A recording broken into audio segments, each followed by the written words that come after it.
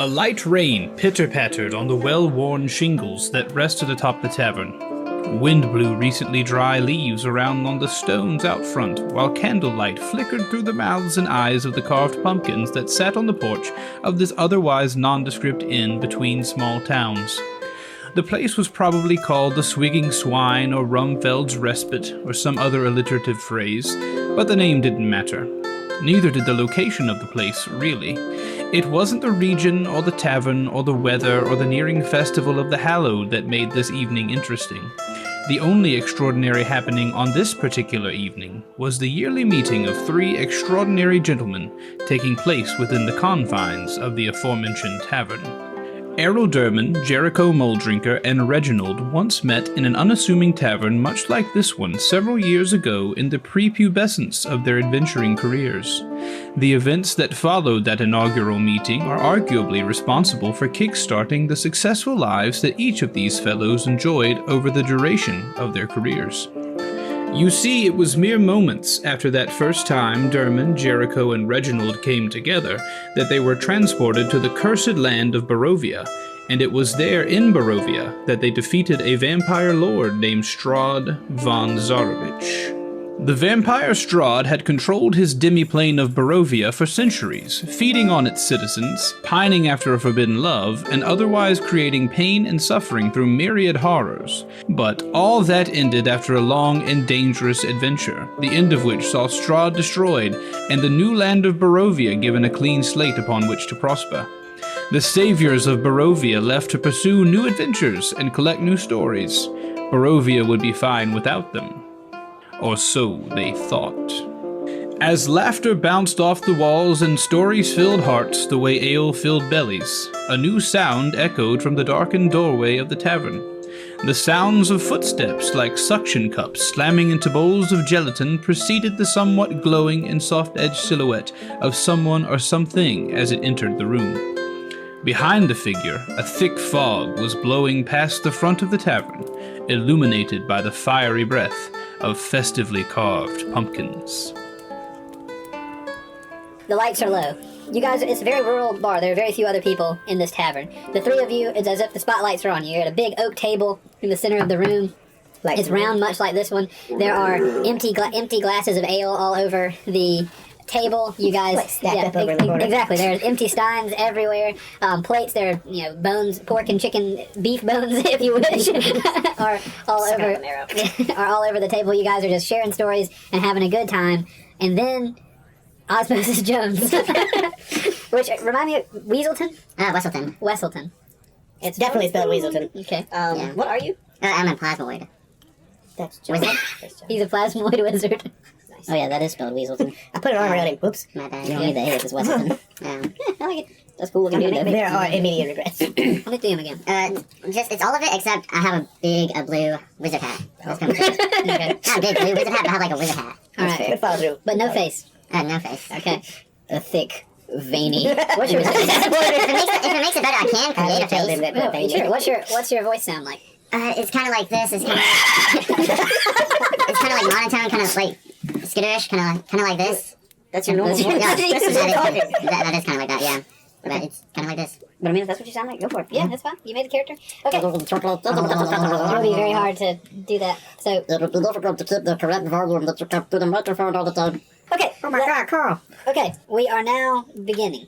Weselton, you have just walked into the tavern. You have a letter in your hand that you have gotten from some guy who was wearing very ornate robes. He looked like a traveler, some sort of... Is it wrong to say gypsy? Can you say gypsy?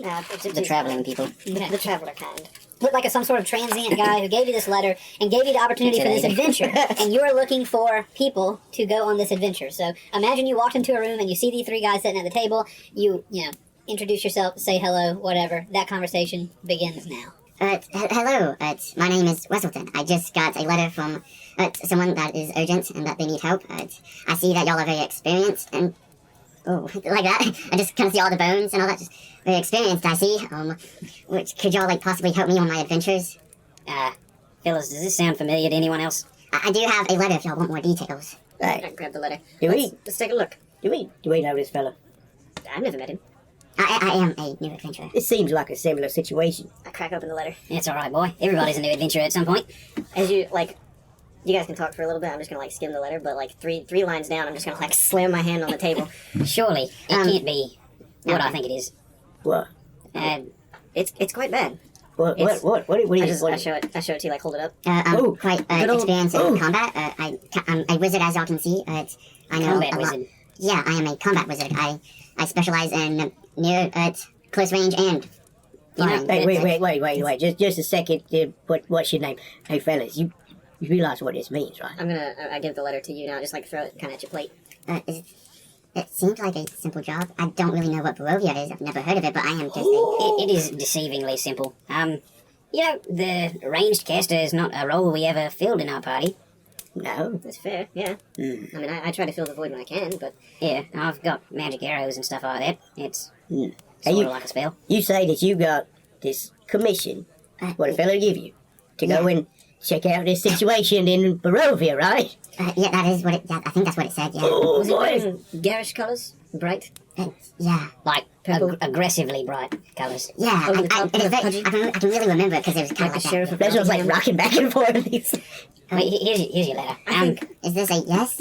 We can't not. We have to. It's our responsibility at this point. I mean, I'd feel rather obliged to. I'm gonna I put mean, my hand on if your you're an shoulder. exterminator and the bugs come back, I mean, you're supposed to go back and finish the job, Right. It's a measure of quality control there. Yeah. Our names are almost on the line at this point. I mean, I'd say so, really. I mean, they put up that statue of you. Yeah, they did. All right, Whistleman, you've convinced us. Wesselton, yes. Wesselton, that's the one. I might not call you that. You're a strange creature. I've never met anyone like you. That's cool. I seem a little I fishy. have never met a very scaly person too. Ah, I've never met fair. any of y'all kind Well, of creatures, actually. You've never met a tabaxi? No. To be honest, I've Yeah. kind of been in, like... I've been cooped up trying to learn spells and all that and testing them. I really don't go outside Yo, that you much. cooked up, you say? Might need a little fresh air, a little adventure. Yeah, boys, we say. Is this should I be worried about... No, not at all. Not at all. simple You'll be fine. quest. Yeah, nothing to it. But you just said it was I've done it. deceivingly simple. Exactly, it's just so simple. It's Look, deceptive. We've been around the block, so to speak. I mean, you know, the Barovia is all right and everything, but really, you got to get to the main course of this thing. Yeah, really, there's just the one obstacle. Right. Damon, you... I mean, it's easy peasy. We should skip a couple of the things, though. We should maybe move around the swamp, perhaps. Right, On the right. way, at least on the way out, I'd like to grab a couple bottles of wine, though. Oh, we have to. We need to check in and see how this is affecting profits. I mean, Absolutely. maybe some of the bottles that were there when we were there last, they're probably pretty good now. Maybe we yeah. shouldn't be drinking during adventures. No, Wait, no, yeah, this he's is, right, This he's is right. post-adventure Adventures done. celebration. And going. This is personal business. Jericho and I. I'm Derman, by the way. I don't think I said that. Nice to meet you. You as well. I'll shake your hand. We've You personally just like listed- encases your hand. Sorry. You're fine. We should check in on order as well. That'd be nice. Yeah, I haven't heard from them in a while. Yeah, And and then this might explain why we haven't heard from them in a while as well. there was, what was this? Yeah, Strog fella, yeah. He'll be all right. I just remember him as being a fine fella. But For they were about 10 killing him. minutes, and then he stabbed you. Yeah, he did. Probably, He I think. did, he really did. I think, yeah, something like that. First impressions and whatnot, you know. No, he bit him. He bit him. He bit you on the sky. And He bit Irina too. yeah, he bit a lot of people. Bit a lot of Weird guy. This fella, he bites like Wait, y'all destroyed saved that Irina film. already? What? No. Well, Yes, and no. souls are reforged. She kind of drowned. Recycled. Or something. Drowned is a strong word. Well, I'll tell you what, I reached down, I pick up my mace and I just slam it on the table. Whoa. Well, there's only one thing for it. That's a nice mace, man. Boys, I'll tell you we accompany this fella here. He could use a little expertise in the area, a guide, so to speak, right? We took a beating last time we tried to do it. I don't think he could do it alone, no offense. No, offense not taken. May as well. I'm I've not got a doing couple buff anything. spells. We can juice him up and throw him in there, see what happens. Yeah, yeah. I can... Yeah, Yeah. it's fine. It's fine. You'll be all right. Yeah, he's all You good. are now a proud card-carrying member of an adventuring party. Welcome aboard, wizard. Congratulations. Sweet. But we don't have any cards. Oh yeah. Before we get going, we should run you through a couple of things, probably. It's dark. It is dark. It's definitely dangerous. There will be danger. At best, someone we killed before, a powerful vampire, is... what? Powerful vampire is alive and up to his old tricks. No, at worst, not at best. At worst, at best, someone has attempted to take his place and is now luring unsuspecting victims, yourself, to his land. So be prepared to fight. Don't trust anyone unless we tell you to trust them. Don't eat anything unless we tell you to eat it, if you eat. Okay. And don't die. But even if you do, that's not that bad. Oh, you remember that time I died like 3 times in the big pool of poison and stuff? Yeah. Wait, It was tragic. No, it's fine. I'm gonna die? No, I think I almost died. No. You seem Not pretty that much. acid resistant. I have a great resistance to it, All but, right, on this trip at least once. Well, yeah, I died from a wolf. It's a can you rabbit. tell me how did you get back from, I guess, death? You know, it wasn't that big a deal. I just got better. Oh, okay, y'all seem very experienced. I see. Yeah. I was Not to worry I about. was like death was here, and I was like there. I was really close, but I was just drowning in acid, and they kind of pulled me out, and it was all good after that. Yeah. Do you remember the twigs? Yeah, blight monsters? twig blights. Oh, yeah. That was fun. You're going to have a lot of fun on this trip, let me tell you. You're going to learn a lot. We can talk about it on the way. Well, look, Is this like are you equipped and you ready to go? Yes, I am very equipped, yes. Okay.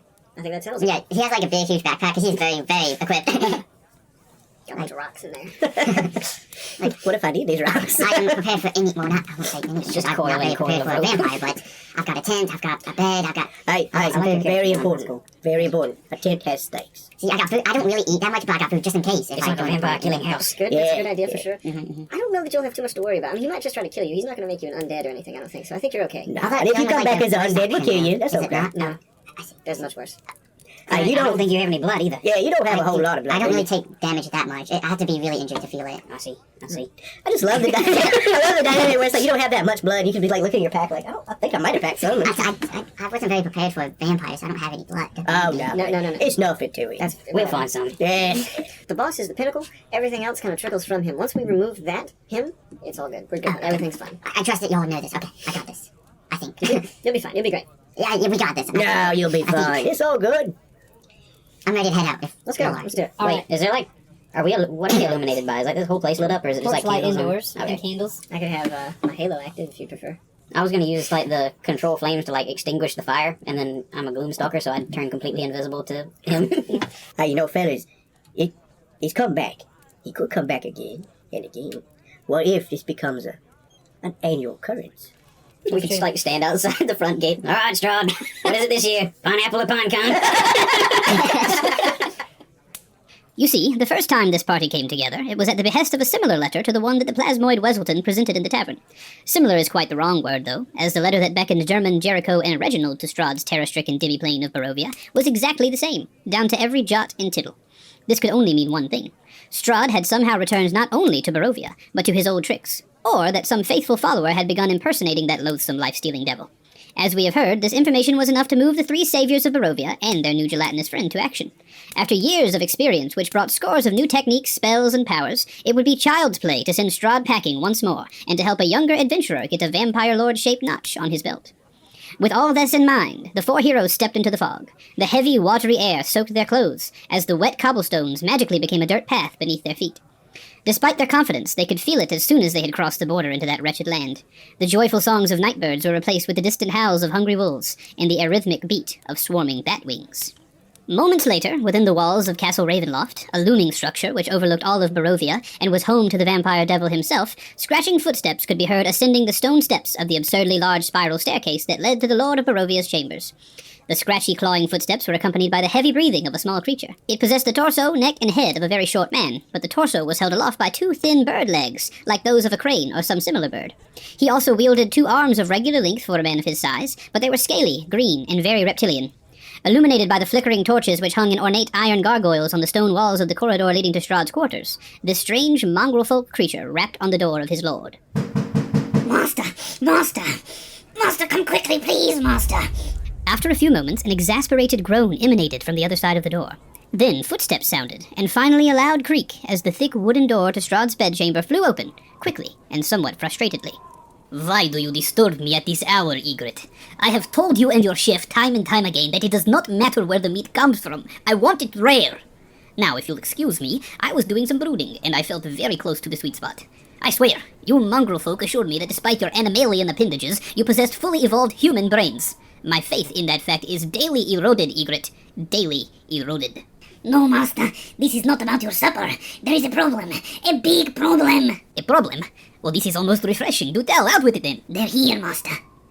They're here. They? Who is they? The delivery drivers from the Wizard of Wines? My concubines that I forced to wear Tatiana name tags? Are we out of name tags? No, Master. They are here. They... You know, the 3 adventurers that you underestimated several years ago?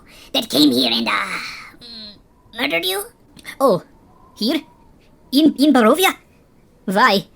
And why so soon? We are barely getting restarted here. Why did the fog even let them in? I don't know, Master. I thought you would know. But they are here, and I have already set the plan in motion for this occasion. Yes, we have plans for this. We have big plans for this. Gather everyone, make sure they know their orders, and meet me back in the chapel once you have done so. Surely we have plenty of time to prepare. It will take them hours to get here from the village. Master, about that. What is it? They're already at the door. Village.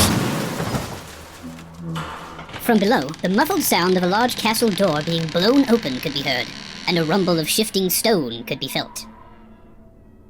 The four of you stand abreast, looking into the castle Ravenloft. By this time, I would assume that discussions have been had. You've already passed through, what even is that village called down there? Is it the village of Barovia? I think it was Barovia. Botswana. Botswana, There's yeah. a distinct lack of trees. You have passed through the village of Barovia. You have, you walked past that gallows again. You probably fought a werewolf. You probably murdered several things on the way here. We fight a werewolf. This is a new experience for us. We didn't do this last time. Hey, Don't just get in the werewolf arc. You guys go up there and you just make where you didn't make a right before to go to Castle Ravenloft. You guys just trot up to the castle and then essentially kick the door down with whatever magical spell you guys want to use to blow the door open. STRAHD! Well, It's STRAHD with a D on the end. wait, are you sure? Yeah, it's not STRAHD. You Sounds pulling my leg. Sounds like a pasta or something. It's STRAHD? STRAHD Vonzarovich. Oh, that's just stupid. You can tell from the top of the door because there's big, colorful banners that say "Welcome, welcome home, STRAHD." Grand reopening. You can't see that. STRAHD, it's your old buddies. We're back. Okay, let's see. The ornate outer doors of the castle hang open. They're flanked by fluttering torches in iron sconces. 20 feet inside the castle is a second set of doors. The doors in front of you suddenly swing open, revealing a grand hall filled with the sound of organ music. Just like last time. So you guys blew open the first set of doors. The second set of doors again open as if to welcome you into the castle. The castle is this big, imposing, stone castle sitting on top of a cliff overlooking the dark, foggy land of Barovia. It is just like it used to be, except there are less people around. The people that died when you were here last, they are still dead. When you pass through, there is no Irina Kolyana. So that's reassuring, they're still dead. Yeah, whenever you pass through Barovia, there was no Irina. You didn't meet her there. The letter seemed to be false. That the things that happened last time, it's not like a reset. It's just he came back and is reimposing his will upon this land. But now you stand in the open doors of STRAHD's home. The first time we entered, there was a dead body right upon entry, was there not? Yeah. That's where I got my chunky potion from. Is the dead body reset? Is this like a... No, the dead body is not there either. Okay. No. We can make one. But now, standing in the doorway of STRAHD Vonzarovich, the vampire lord of Barovia, who we can only assume has returned, standing in his doorway are four adventurers who currently stand abreast in this doorway, their silhouettes backlit by the moon shining down upon them. On the left, we have an orc fighter named Reginald. Hey. Beside him, a tabaxi... Where are our classes at this point? A tabaxi cleric. Anything else? No. A tabaxi cleric / were-raven that you can't probably see right now, named Errol Durman. Beside him stands a plasmoid Osmosis Jones-looking traveling wizard named Weselton, who was created by a group in a dungeon, was taught magic by a group of wizards, and now he's off adventuring. And then finally, standing next to him is a rogue. Mostly ranger, but sometimes rogue.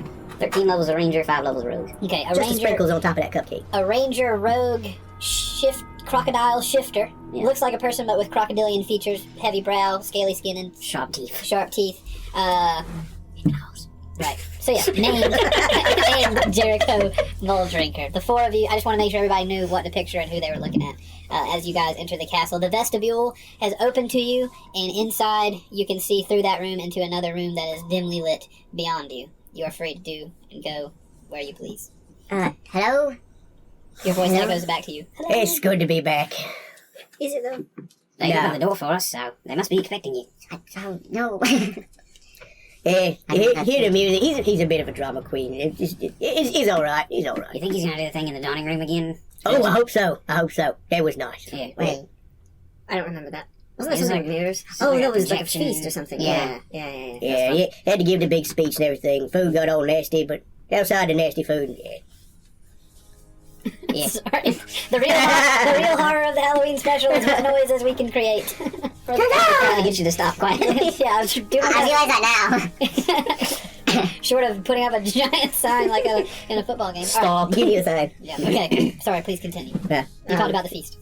So, we should just go for it, right? Just Yeah. saunter in. Follow the music. What do you think? It works for me. Hey, it's been a while, so I don't really remember the layout of this place. Let's do it. What would you do? I think I'd probably follow the music, try to find him. I know Wes will be lead the way. Lead the way, party leader. Oh, okay, got this. All right. And then, yeah. You walk forward through the vestibule into the next open chamber. Cobwebs stretch between columns that support the vaulted ceiling of a great dusty hall, dimly lit by sputtering torches and iron sconces. The torches cast odd shadows across the faces of 8 stone gargoyles squatting motionlessly on the rim of the domed ceiling. Cracked and faded ceiling frescoes are covered by decay. Double doors of bronze stand closed to the east. To the north, a wide staircase climbs into the darkness. A lit hallway to the south contains another set of bronze doors, through which you can see very little. As you guys walk into the room, above you, you hear the creaking of stone. This is once Weselton walks in with his plasmoid self, nothing really happens. But when the three of Once you he slurps in. when the 3 of you enter, it's almost as soon as the 3 of you cross the threshold, there's creaking in the ceiling. Can I roll perception? Sure. By the way, that would be a great name for a plasma. Slurp. Slurp. That is your surname. 24. You look into the ceiling. Everybody's got dark vision, right? I Yeah. assume? Oh, yeah. I've got super yeah. dark vision. I got a little bit of blind sight, even. When you look into the ceiling, also we haven't even mentioned the fact that the 3 of you are level 18. We are beefos. Yeah. John has decided to keep things interesting and be a Well, I think that makes sense. a squishy boy worth protecting. He is level 9 right now. So John is coming in where we left STRAHD last Right. time. Yes. And we've doubled up since last. Exactly. Yeah, I love So that's part of the entertainment of this Halloween special. Dermot, as you cut your cat eyes to the ceiling, you notice and hear the sound of gargoyles moving. You hear the following whispered in an echo from the top. Wait, I guess technically this is the second time they've entered the room. Well, yeah, we're supposed to attack people who come in the second time. I know, but it's been so many years. Does it really count? Does it ever reset? Strahd never really told us about. There's a lot of nuance to this question you're asking, and I don't have any information. Well, I'm going for it. And then immediately, a single gargoyle shoots from the top of the ceiling, followed by 7 others diving towards you. They begin to dash downward on you from the ceiling. Roll initiative for your first combat encounter. Roll initiative. Alright, what's your dex rolls? What's your initiative rolls? Initiative? Yeah. 27. 5, 27, 1. You know what? You're behind me. 28. I rolled a net 1. Anyway, I think we should do D&D where all the hot rocks. How Yeah, we'll do this. We're gonna cosplay as traditional D&Ders while we play the next game. I'm going to rub bacon grease on my face so I break out. Hey man, hey, these are our listeners you're talking to. Bro, I was one of those. I still am. I'm at the table. I'm not even at my final form. Alright, it's Dermon's turn. Let's let her rip. Fireball on the front list. They're all kind of coming down at the same time. At this point, the ceilings, tell us how high those ceilings were. 6,000 feet. They're currently 30 feet above you. Strahd, you're disappointed. Your castle's too small. Do it over. I got 120 feet of striking distance. Okay, strike. I'll go for number 5. Number I'll start 5. picking off the back. Alright. It's 23 to hit, Keith. A 23 will hit a gargoyle for sure. 15 of them demojis. 15 damage? Fire damages. 15 They're fire stone. I don't know how damage. much damage is. What are you firing to create the fire damage? Firebolt. Oh, I'll do it. Now do it. Alright, so 15? Yes, sir. Alright. You raise a hand, I assume, and blast him with a firebolt. Yeah.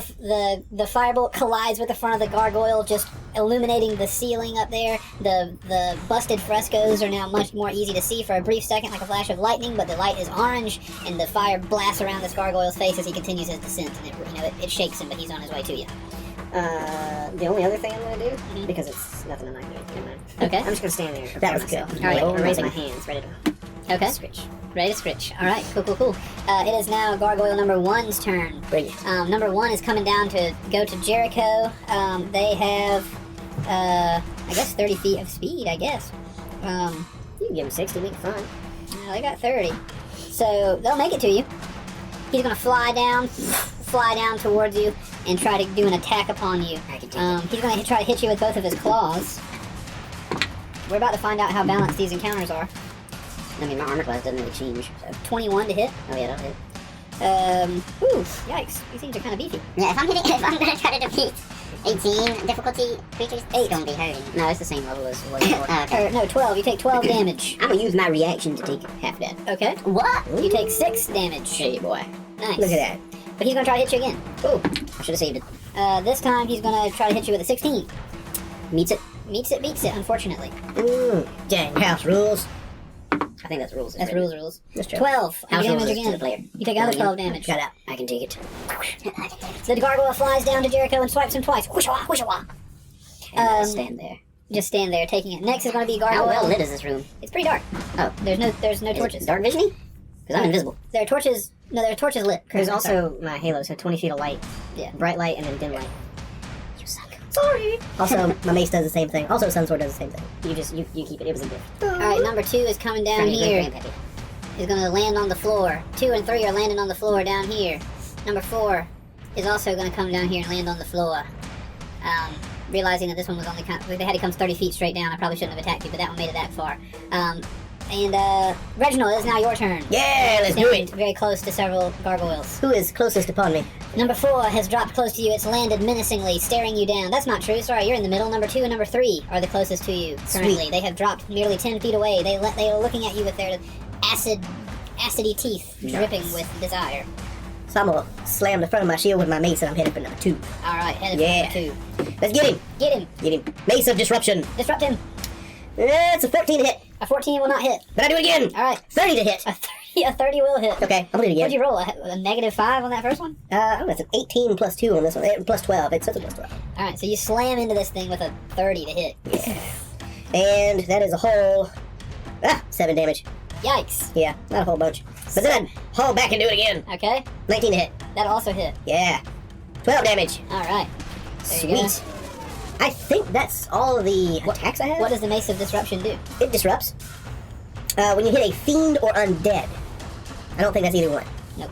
Gargoyle is that a Medium Kind of element- creature. elemental. elemental? Weird. Of some kind. Yeah. I guess they're stone. Concrete I would- elemental. yeah. Anyway, if I hit a fiend or undead, it does extra damage. Okay. Also, it's a mighty glow stick. Cool. So you bonk this thing in the face with your mace. Yeah.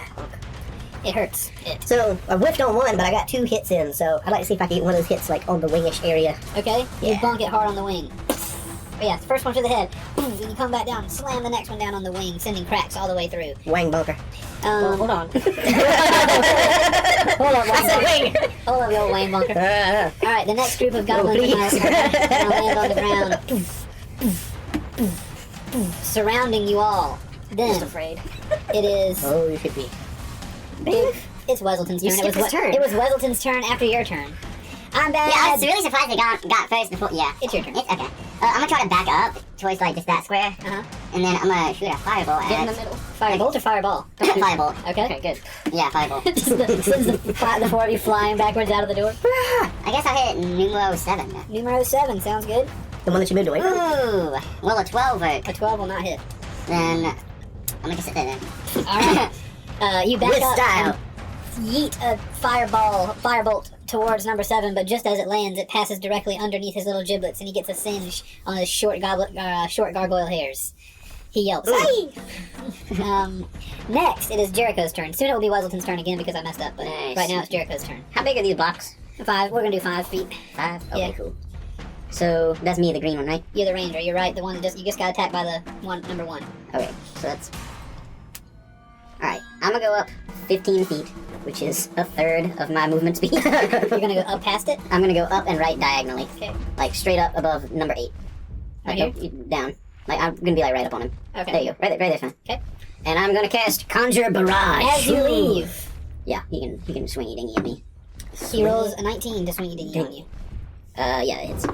He gets you with 8 damage. Nice. On a relieving swipe. God, he's all over you, man. These things know how to swipe. The mighty backhand. And I'm gonna do Conjure Barrage. Conjure it. You throw a non-magical weapon or fire a piece of non-magical ammunition into the air and create a cone of identical weapons that shoot forward and then disappear. Each creature in a 60-foot cone must succeed on a dex saving throw, or take 3d8 damage on a failed save, or half as much on a successful one. Nice. That's You said spicy. 60 feet cone, so 60 feet long. Yeah, I'm directing it away from my people. Okay. So we got a 60-foot cone Oh, going I could that have got all of them. Very clever. looks about like You all could've of hit- those things. Well, if you move far enough away, yeah. What do you do visually to make that happen? What weapon are we firing? My bow and arrow. Nice. You loose an arrow. It magically multiplies in the air, then shooting down, sticking into the stone, sparking off of the stone. Just a bunch of copies of the original. Right. That's cool. All of them are in this cone, so I have to roll what? Dex check against my spell DC, which is 17. Whoa. Number 8 fails. Number 7 fails. Booyah. Number 6 fails. They've all rolled 7s, by the way. Number 19 succeeds. No, sorry, number 5 succeeds because he rolled a 19.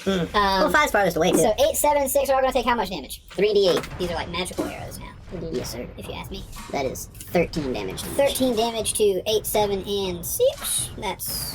Those all take that damage. They all go as arrows just jet into them. The final one takes half that, right? Yeah. Number 5 takes 7. An arrow goes into his wound. On my first turn per initiative, I get an extra. I can do like an extra attack. Uh-huh.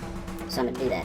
With my other hand, I withdraw a sword, and I'm gonna chop the fella in front of me. That's a. Oh, I got a plus 11 to that. Jeez, that's a 20 to hit. That'll hit. Roll damage. 2 plus 5 is 7, plus 3d6 for my sneak attack damage because I'm a rogue. Nice.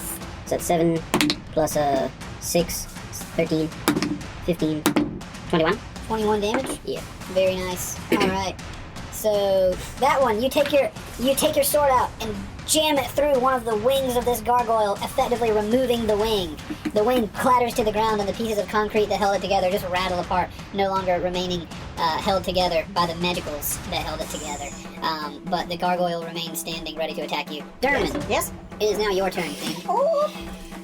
So I'm gonna go and I'm gonna use a magic item called Bracer of Flying Daggers. This armband appears to have thin daggers strapped to it.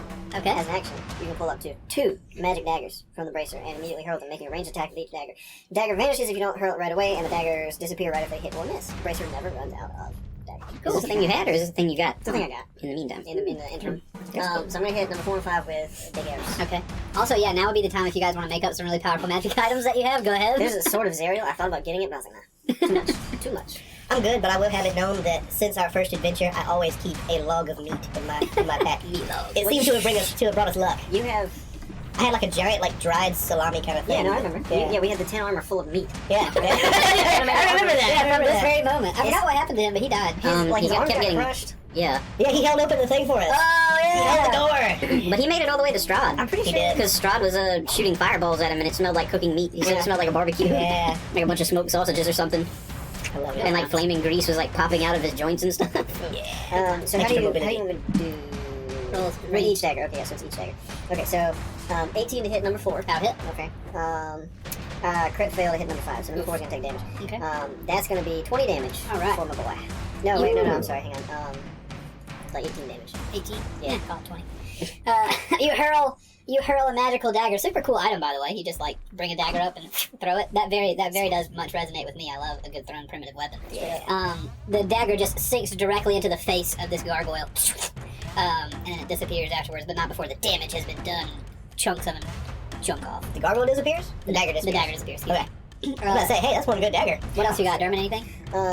That's my action. That's all I'm going to do. Okay. No movement or anything? No, I'm going to let them come for me. Okay. They can bring it on to me, to my body. Weselton, bring it on to their bodies. I'm gonna, I guess, try to move, like, over here.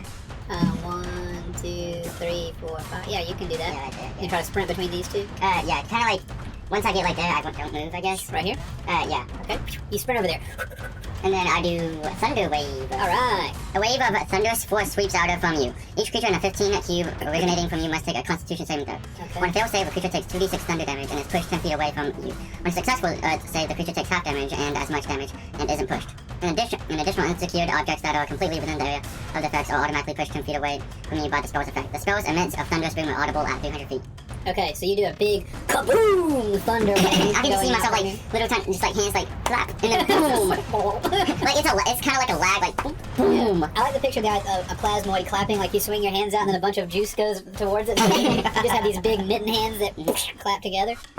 A 10 will probably not save against your spell save DC. You don't roll. Yeah. Plus proficiency plus intelligence, so it's 11 plus 3, 14. Save DC is 15. All right, that's a fail. Oh yeah. Mhm. So number 7 is going to fail. I'm going to count number 5 just barely in that radius. Okay, 6 and 7 are getting hit. 7 saves, 7 does not save, 6 does. He goes out to the middle. 6 doesn't move. What's that damage? 13 on a failed and then a 6 on a failed. I mean, yeah, 13 on a failed and then a 6 on a successful save. You got it. All right. Okay, so you knock one gargoyle back. His wings run out, so the shockwave pushes him back. His feet scrape across the floor, digging holes into the bottom. Six digs his claws into the ground and holds it while bits of his body shake off of him and piddle to the floor. Anything else? Oh, sorry. Go ahead. And then I think that's all I can do. I did movement and action. You did? That's it. No bonus action or anything? No, I don't think I could do any bonus action. Okay. No. Hearing the noise, I'm gonna turn around and just like, oh, good job. Thanks. Whatever your name is. Meanwhile, Jericho bleeding. As usual. Abby, you've taken a lot of damage? That one dude hit me like 8 times. Yeah, he hit you a good bit. Yeah, On a scale of 1 to 150, where are we? Yeah, what's your HP maximums right now? My HP max is 143. My current HP is 119. How you found? What are you at? good. What are you guys? 191. Wow. Out of 191. Do you wanna? I'd love to know how much HP you got. 227. Oh, you the tank? I'm Roadhog too. I got 13. I got 13. Going to Spain. Feeling pretty good. Love that. I love a good tank. Anywho, so yeah, you guys might have to start thinking tactically with this fight. Who knows? Yeah. How it goes. Alright, You're gargoyle. thinking. Y'all have interspersed yourselves. I can't really do the cone attack now. Oh, my bad. yeah. That's not yours. Running away from Jericho, from this gargoyle. Jericho is now off his radar. This dark gargoyle is going to move to Reginald, who is bonking on his friend. So is this guy. The three of them are going to swarm you a little bit, tank style. Bring it on. No, bring it. Bring it. And the number 4 is going to move over here to Dermot to attack him. They're going to do a few different things. Number 1 is going to swipe at you with his claws twice. That's going to be a fail. And me? Yep.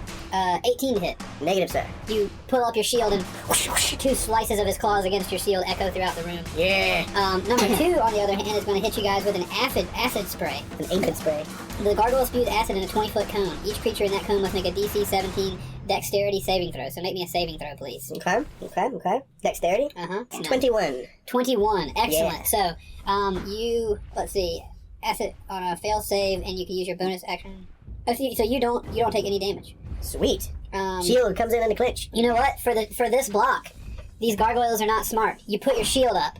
This thing is right on top. It was trying to give you the full hog. It was trying to whole hog on you, but it's going to backfire. You put up your shield. What's your shield look like, by the way? Oh, it's a big old tower shield, and it's got spikes at the bottom and the sides. Nice. So I can just drive it in.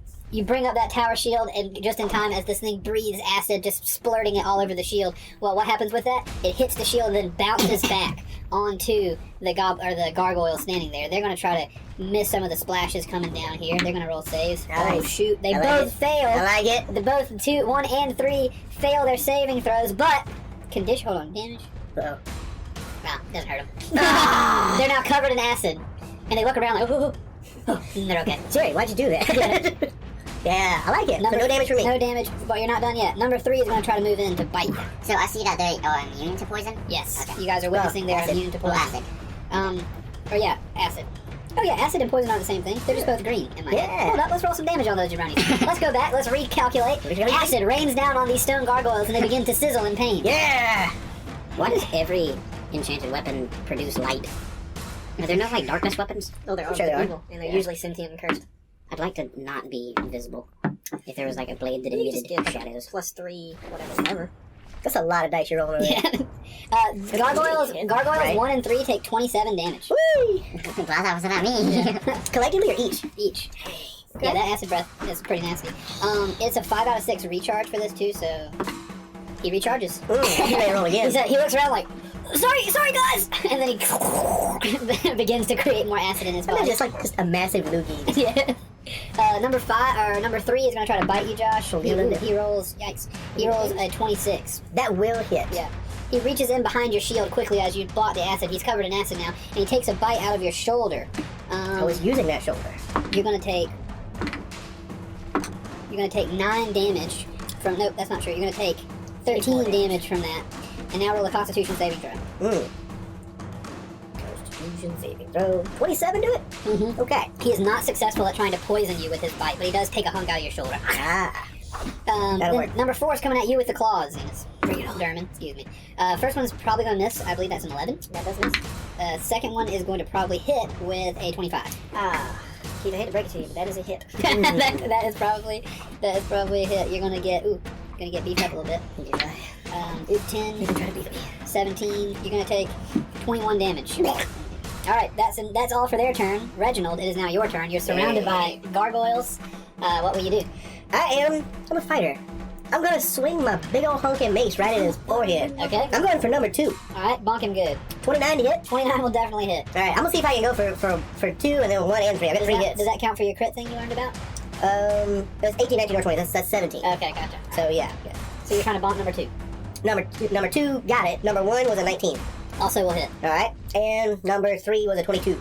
All hits. Alright, let's roll some So you damage. just whack-a-mole them. Well, I mean, they're all lined up. I'm thinking like 3 Stooges slap, where it's like all 3 across the board. Yeah, I like it.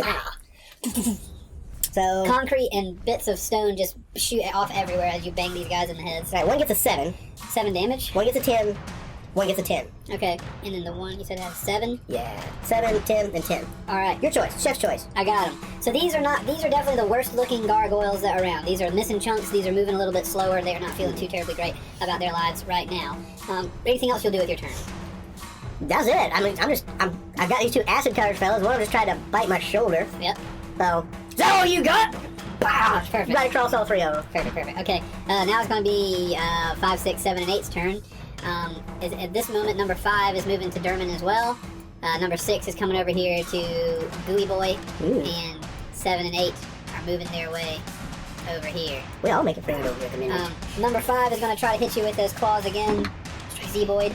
An unnatural 20. Yikes. Unnatural 20 and a 24. Those hit will both probably hit. 5. How do I do that? 8. Ooh, you luck out.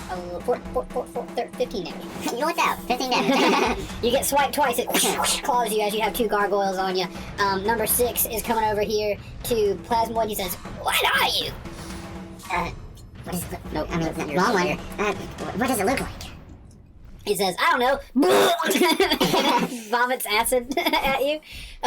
He uses his acid thing. You need to roll a dexterity saving throw. Alright.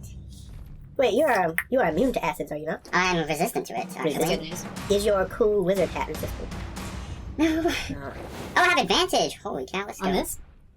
On No, damn dexterity saving throws? Oh, yeah, on advantage on poison and acid damage. On saving throws. Okay, cool. Actually, let me read that. You have advantage on saving throws against being poisoned. Oh, this is acid, correct? Correct. So, that is a 7. That's not A going to 7, you do not dodge. But you do have resistance to acid, you said. I do. Okay. So half damage, correct? Yep, you're gonna need it. Thanks. So 4, 10, 11, Oh. 13, 19, 22, 23. You take 23 damage, which means you actually only take 12. Yeah. Right? Thank God that wasn't half. 23 wasn't half. Yeah. You take 12 damage from the acid spraying like at and through your body. Let me roll this real quick. He does not recharge. That one is incapable of aciding again. Alright, number 7 and 8. They are each going to try to take a bite out of you. No, yeah, to take a bite out of you, Mr. Jericho. 18 to hit. Yeah. Versus, good God. Versus a 26 to hit. Alright, you get bit both times. Roll a Constitution saving throw. You go. That's a 12. A 12. Oh boy, you've been poisoned, sir. No! You have been poisoned. So you're also going to take 1, 6, and... That's not 9. There's no 9 on the d6. 12, you're going to take 12 damage, and you're poisoned. I forget what the poison thing means. I can look it up real quick. Can I take...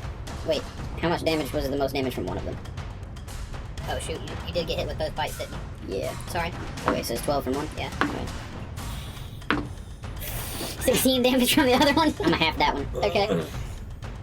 So 20 damage total. Disadvantage on attack rolls and ability checks, my man. Ooh, fun. That's not too bad, at least it's not damaging you. You can, use your... I think every turn of yours you can de-poison yourself, probably? Roll a constitution. Roll a constitution to de-poison, absorb the poison. Just suck out your own poison. Alright. It is now Jericho's turn. Cool. Destroy them! What can I do? You had some cool moves a minute ago. I do, I always have the cool moves. That's on my first turn. First turn is... Like, I get an extra 10 feet of movement on the first turn, and if I hadn't done the bow thing with the spell, I could have done, like, 2 more attacks. We have a bit of a rough time. You never know how something like this is going to go until you do it. That is true. I'm just going to smack him around a little bit. Smack him around a little bit. Alright, so, first fella on the leftward side there. Uh-huh. Number 7. Yep. I'm just going to whack at him. Whack at him. That's a 17 to hit. That'll hit. Cool. So that's, ooh, I got max damage on that. That's 11 damage. Excellent. 11 damage on number 7. And You then, swipe at him, knocking off chunks of concrete with your sword. And then I'm a smack 8 this time. Okay, smack him. Smack time. Ooh, nat 20. Nice. Double that damage up. That's a 6 again. Cool. So that's 12 plus 5 is 17. 17. Nice. Excellent. Gargoyle number 8. And then no I'm longer gonna exists. run down towards the wizard. All right. You take your sword. After slapping some concrete off of the face of number 7, you bring your sword back to your side and then ram it through the chest of this other gargoyle. It passes through stone and magic. You twist it one good time, and the gargoyle dissipates from around your sword as you hold it out forward. You immediately sprint down towards the wizard boy. Is that where you want to be? Yeah. I don't take a attack of opportunity. All right, cool. Why'd you do that earlier then? Because you have to make a weapon attack on them. Okay. I still incur attack of opportunity. If you don't hit anybody. Yeah. Okay. Well, no, I don't even have to hit. As long as I make the attack, Okay, cool. then they still can't hit me. Was that fancy footwork? Something like that. Yeah, it's got fancy feet. All right. Okay, never mind. That's actually kind of a cool feature. Okay. You sprint down to Weselton there, making it German's turn now. One gargoyle's off the board. Swashbuckler is like the duelist class. Like, as long as you're doing 1v1, you're pretty much unstoppable. That's cool. I'm gonna cast Spare the Dying on Gargoyle number 4. No, I'm gonna cast Toll the Dead on Gargoyle number 4. Okay. It is a 1-action cantrip. You point at one creature you can see within range, and the sound of a dolorous bell fills the air around it for a moment. The target must succeed on a Wisdom saving throw or take Dolores, D8 necrotic damage. If it's missing any hit points, it takes D12 necrotic damage It is missing hit points. per level. Is all this happening simultaneously? It all happens within 6 seconds. It's currently you rolled a 5. It fails. So it's gonna take 4d12 necrotic damage. Oh, Baba. That's a big old 34. Oh god, this is gonna be terrifying for these gargoyles. And then Yikes. I don't know. It doesn't. Well, no, it fills the air around it. Yeah, so at least like the 3 of us would be able to hit it. That's an action. I'm going to use a bonus action to cast Healing Word on Weselton. So he's going to get back 19 hit points, and I'm going to get that is more than 4 I hit need. points. All right, what's the word? What do you say? How do you do it? Heal. Yeah, just Okay. So yeah, I picture like you're standing there. There's a gargoyle. There's 2 gargoyles in front of you, and you point at the one and My say, eyes glow like black. and then like the bells ring, boom, boom, and then it just looks at you, and its eyes roll back in its head, and it just crumbles in front of you, and then you turn over and say, heal. It's like you pull the life from this thing and send it over there to the wizard. Like, I like this idea that you guys are remembering that he's new and that you're doing your adventure thing, but also you're making sure that Squishy Boy is not getting hurt too bad. That's 2 gargoyles down. I also regained 4 hit points. Excellent. Because life cleric. Very cool. But then. I'm just gonna turn and stare at Gargoyle number 5. With Halo full tilt, just look at him. Yeah, its teeth are chattering. You Pretty really want good. to go? Am I far enough away from him that I'm no longer in his halo of light? Am I in darkness now? How big is your halo? 10 feet bright, 10 feet dim. So 20 So feet yes, total. you're out. Sweet. So I'm Barely. invisible. You're right on the edge. The torches that were on the pillars closest to you, Jericho, are definitely out because of the thunderclap earlier. Okay. Of the mighty But it is now. So am I dim or dark? You're currently in dim light. This room is not pitch dark. Okay. I would say, right? That sounds good. His cool hat is glowing, my stick is glowing, torches are There's glowing. definitely some light from the other side of that room. It is now Dermon's turn. Dermon just had his turn. I'll take It is it again. Weselton's turn. So, since everything's happening so fast, whenever I take that acid, I'd like to kind of like move it towards my hand and then do acid splash back. Nice. Well, if everything works Is that like something you can do? Oh yeah, it's a cantrip. You have acid splash. Yeah. You want the flare. I like Yeah, I that. kind of just want to like move it and then kind of get ready for it. Yeah. Changes color as it Yeah. travels down your arm. Very cool. And you That is cool. acid splash back at the gargoyle. Let's see how it works. They have to succeed on a saving throw. What DC 15. What kind? Acid. What kind of saving throw? Oh, dexterity, my bad. They critically succeed. Okay. Switching weapons a free action? I think we ruled that technically if you've already got a weapon out, but pulling a weapon out is free, Alright. putting it back in its sheath on the same turn costs an action. Okay. So you can't like do the same thing twice without taking an action. I have a bow in my left hand and a sword in my right hand. We've swapped before. Yeah. Okay. So I can swap the bow for a sword? Well, Yeah, I if don't you've care, yeah. already got the bow out, you just put your sword away as a free action attack. No, I don't want the bow. I want the second sword. I say take it out. Take it out. Take it out. I whip it out! Whip it out. All right. So what happens with Ashes Splash? I don't know. You said it succeeds, right? Then nothing happens. All It right, just so gets on him. the gargoyle flaps up into the air. The acid misses him by a hair as he drops back to the ground and laughs. Still kind of new to this. You'll get it. It is now gargoyle numero 1, 2, and 3's turn. Let's see.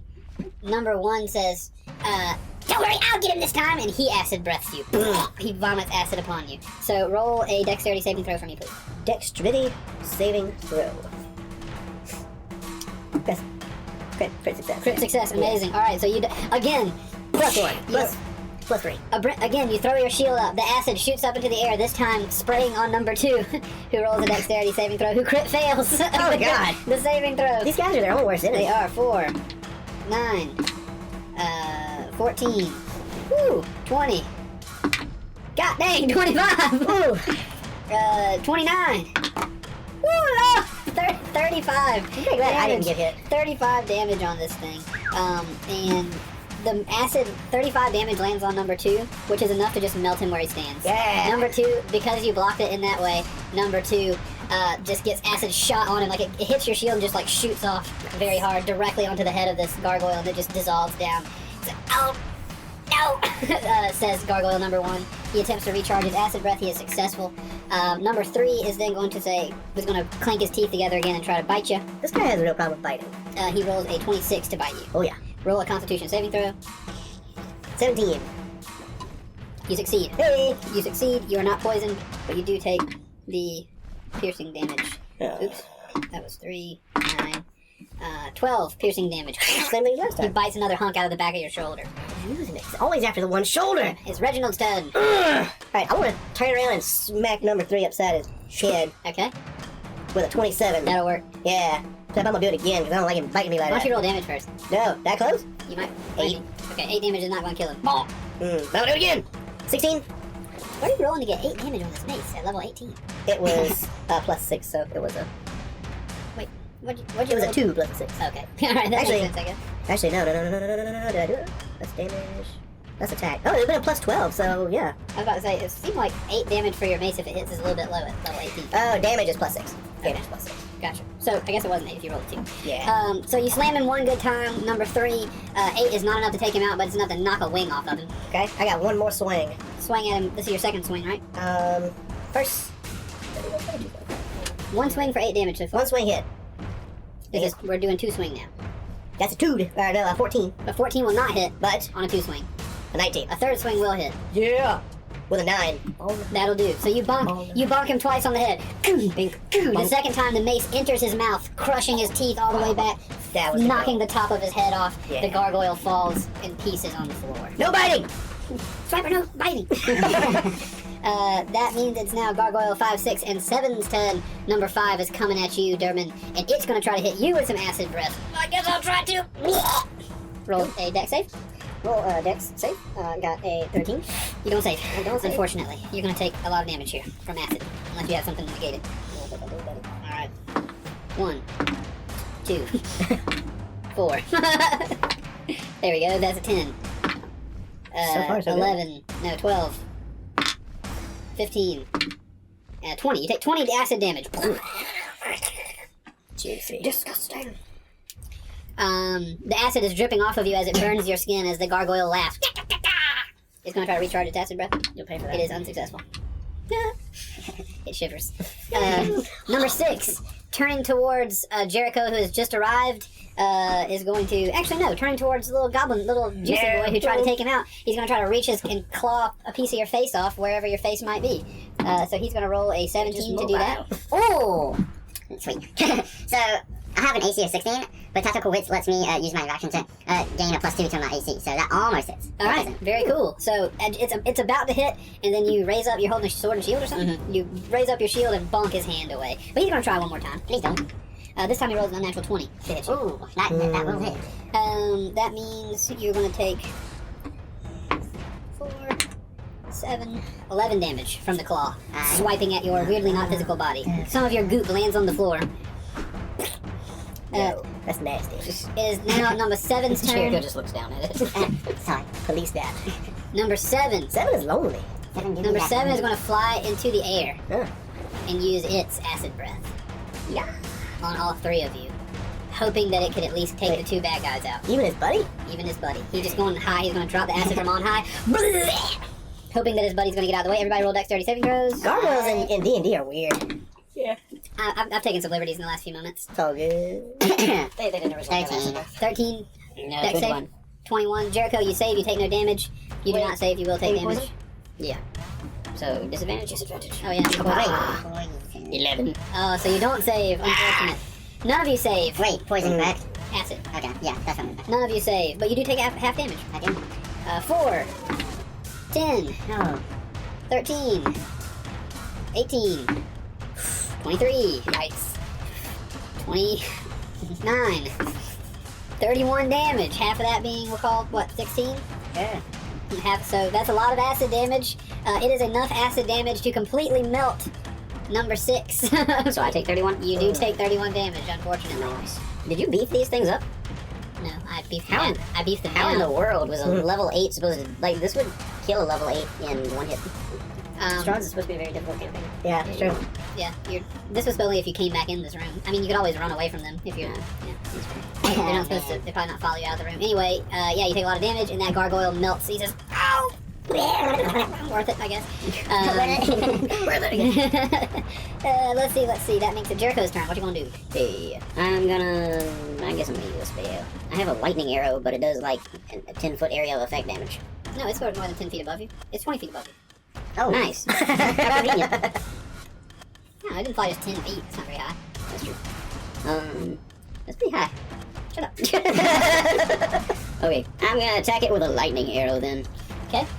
I cast it as a bonus action, blah blah blah. Next time I make an attack with this weapon during the spell duration, which is 1 minute. Attack roll as normal. Do I get disadvantage on this too? Attack roll, yeah. Okay. The poison. Okay. I got a nat 20 and a 12 plus 11. That'll do. So it's a That'll hit. 23. Okay. The target takes 48 lightning damage on a hit, or half as much damage on a miss, instead of the weapon's normal damage. Whether you hit or miss, each creature within 10 feet of the target must make a dexterity saving throw, blah blah blah. They take damage too. Alright, roll that damage. Full damage because you hit him. Yay. Now would I add sneak attack damage to this? I don't think you're gonna need it. Okay. But you might. 7. Would you have cast it sneakily? Well, it doesn't matter. If he's alone, apparently he gets it from whatever. Yeah. Sweet. So, yeah, I mean, you would. 17. 17 is enough. But this is on a weapon attack, so. You fire your arrow at the flying, acid-dripping gargoyle.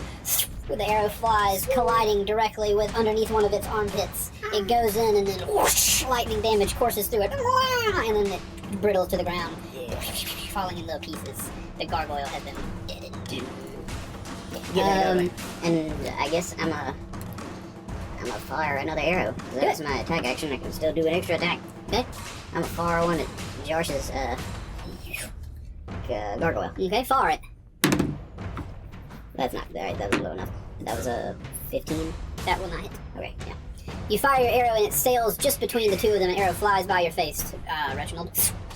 Hey, what was that? Sorry. It's I got something. I got a bug. I think. I'm just taking a brief moment just to give you a big shrug, like, but Is that as a poison, acid poison. Something. yeah. I can't see no bug. It's something.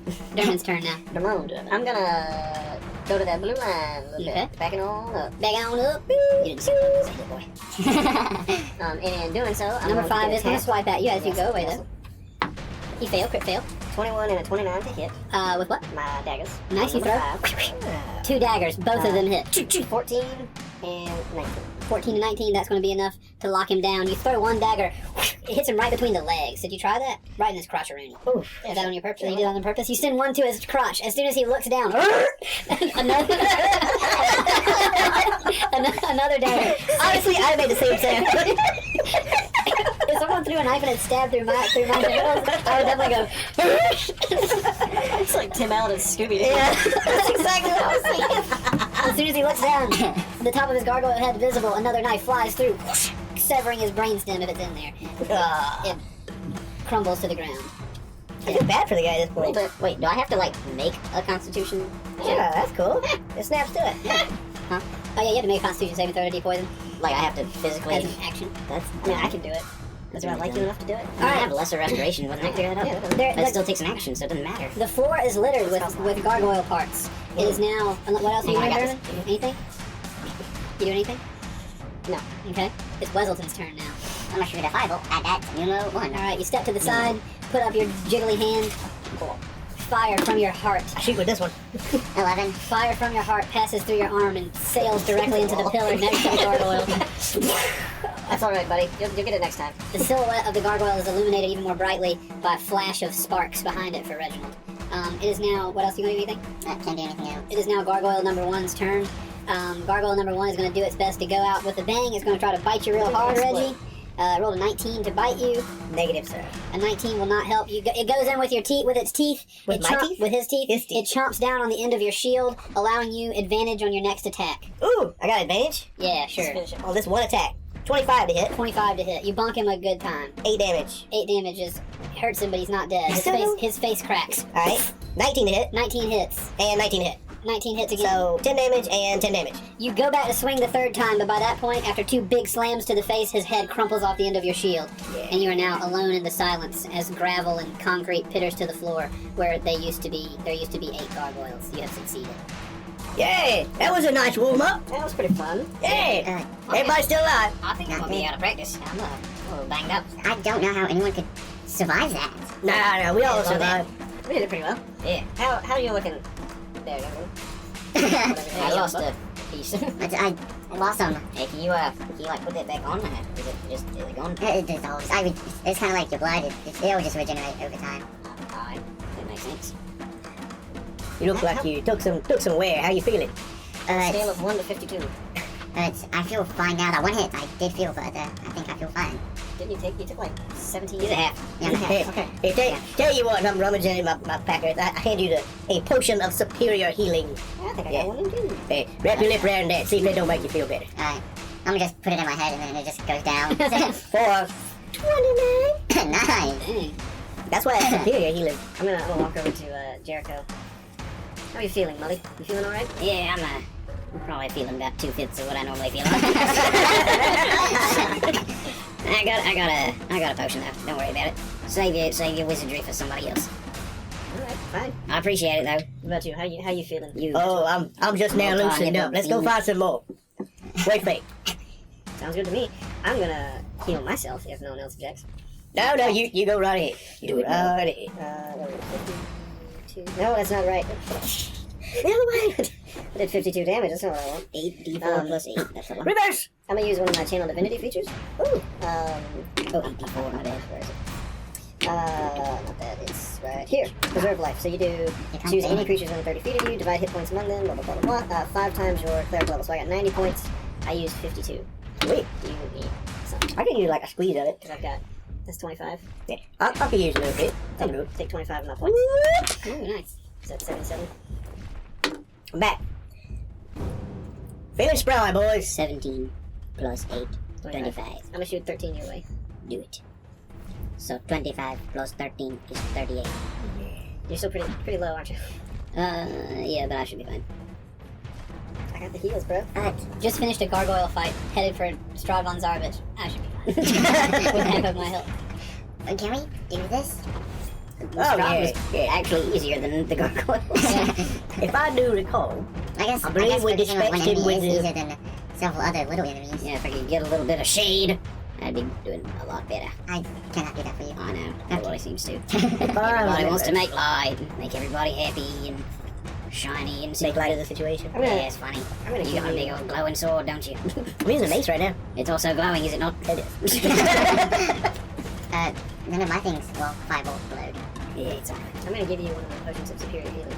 That's the one. I know, but you 2/5 of your normal, and you got like 38 hit points back. I'm at 106 now. Okay. Never mind then. I'm good, bro. Strong. Come out wherever you are. Strong. We've been over this. It's strong. Right. Is it Reginald? Reginald. What? Ignore him. Reginald? We just call him Reggie. Reggie? Can I do that? No. Mr. Reginald. Reggie. No, don't miss that. Don't miss that. Alright then. Just Reggie. Reginald. I don't think yelling his name would be. Don't you think like sneak attack would like get him from like sneak attack instead of yelling? Oh no, Strong, he's strong. He's a bit of a pussycat, really. He's a bit of a drama queen and all, but yeah, he's fine. This doesn't sound like. No, Are you sure no. he's the vampire boy? Oh yeah. We've had interactions before. It's fine. I'm still all for sneak attack. I love sneak attacks. They're funny. Yeah, I think. Well, yeah. Sitting there playing his big pipe organ, and all of a sudden, just out of nowhere, it's Yeah, aren't you more accurate when they It don't would be suspect pretty you? fun. It's that doesn't really matter. It's just funny. Yeah, you could sneak in. We could distract him. You could be away from the group, and we could see how that works. Yeah, could do that. I like We it. also don't know where he is or what he's doing. Things have changed this time. If we could just extinguish the light in the room, since everybody has either a glowing weapon or dark vision, All right, fine. I can sneak in way easier. Stick my mace back in my you go pack. ahead of us. Yeah, I might need some help with the darkening the room, depending on how many sources of light there are. Let's see. I can control fire. I kind of need to keep Yeah, this I one could. pointing to my halo. That's fine. I just will keep great distance from you. Was Is they a that fair? boss diffuse the fire? But it did That's something. easy. Yeah. Sure, don't waste a Yeah. slot. It's cantrip. Oh, okay. Then And shape water is cantrip too.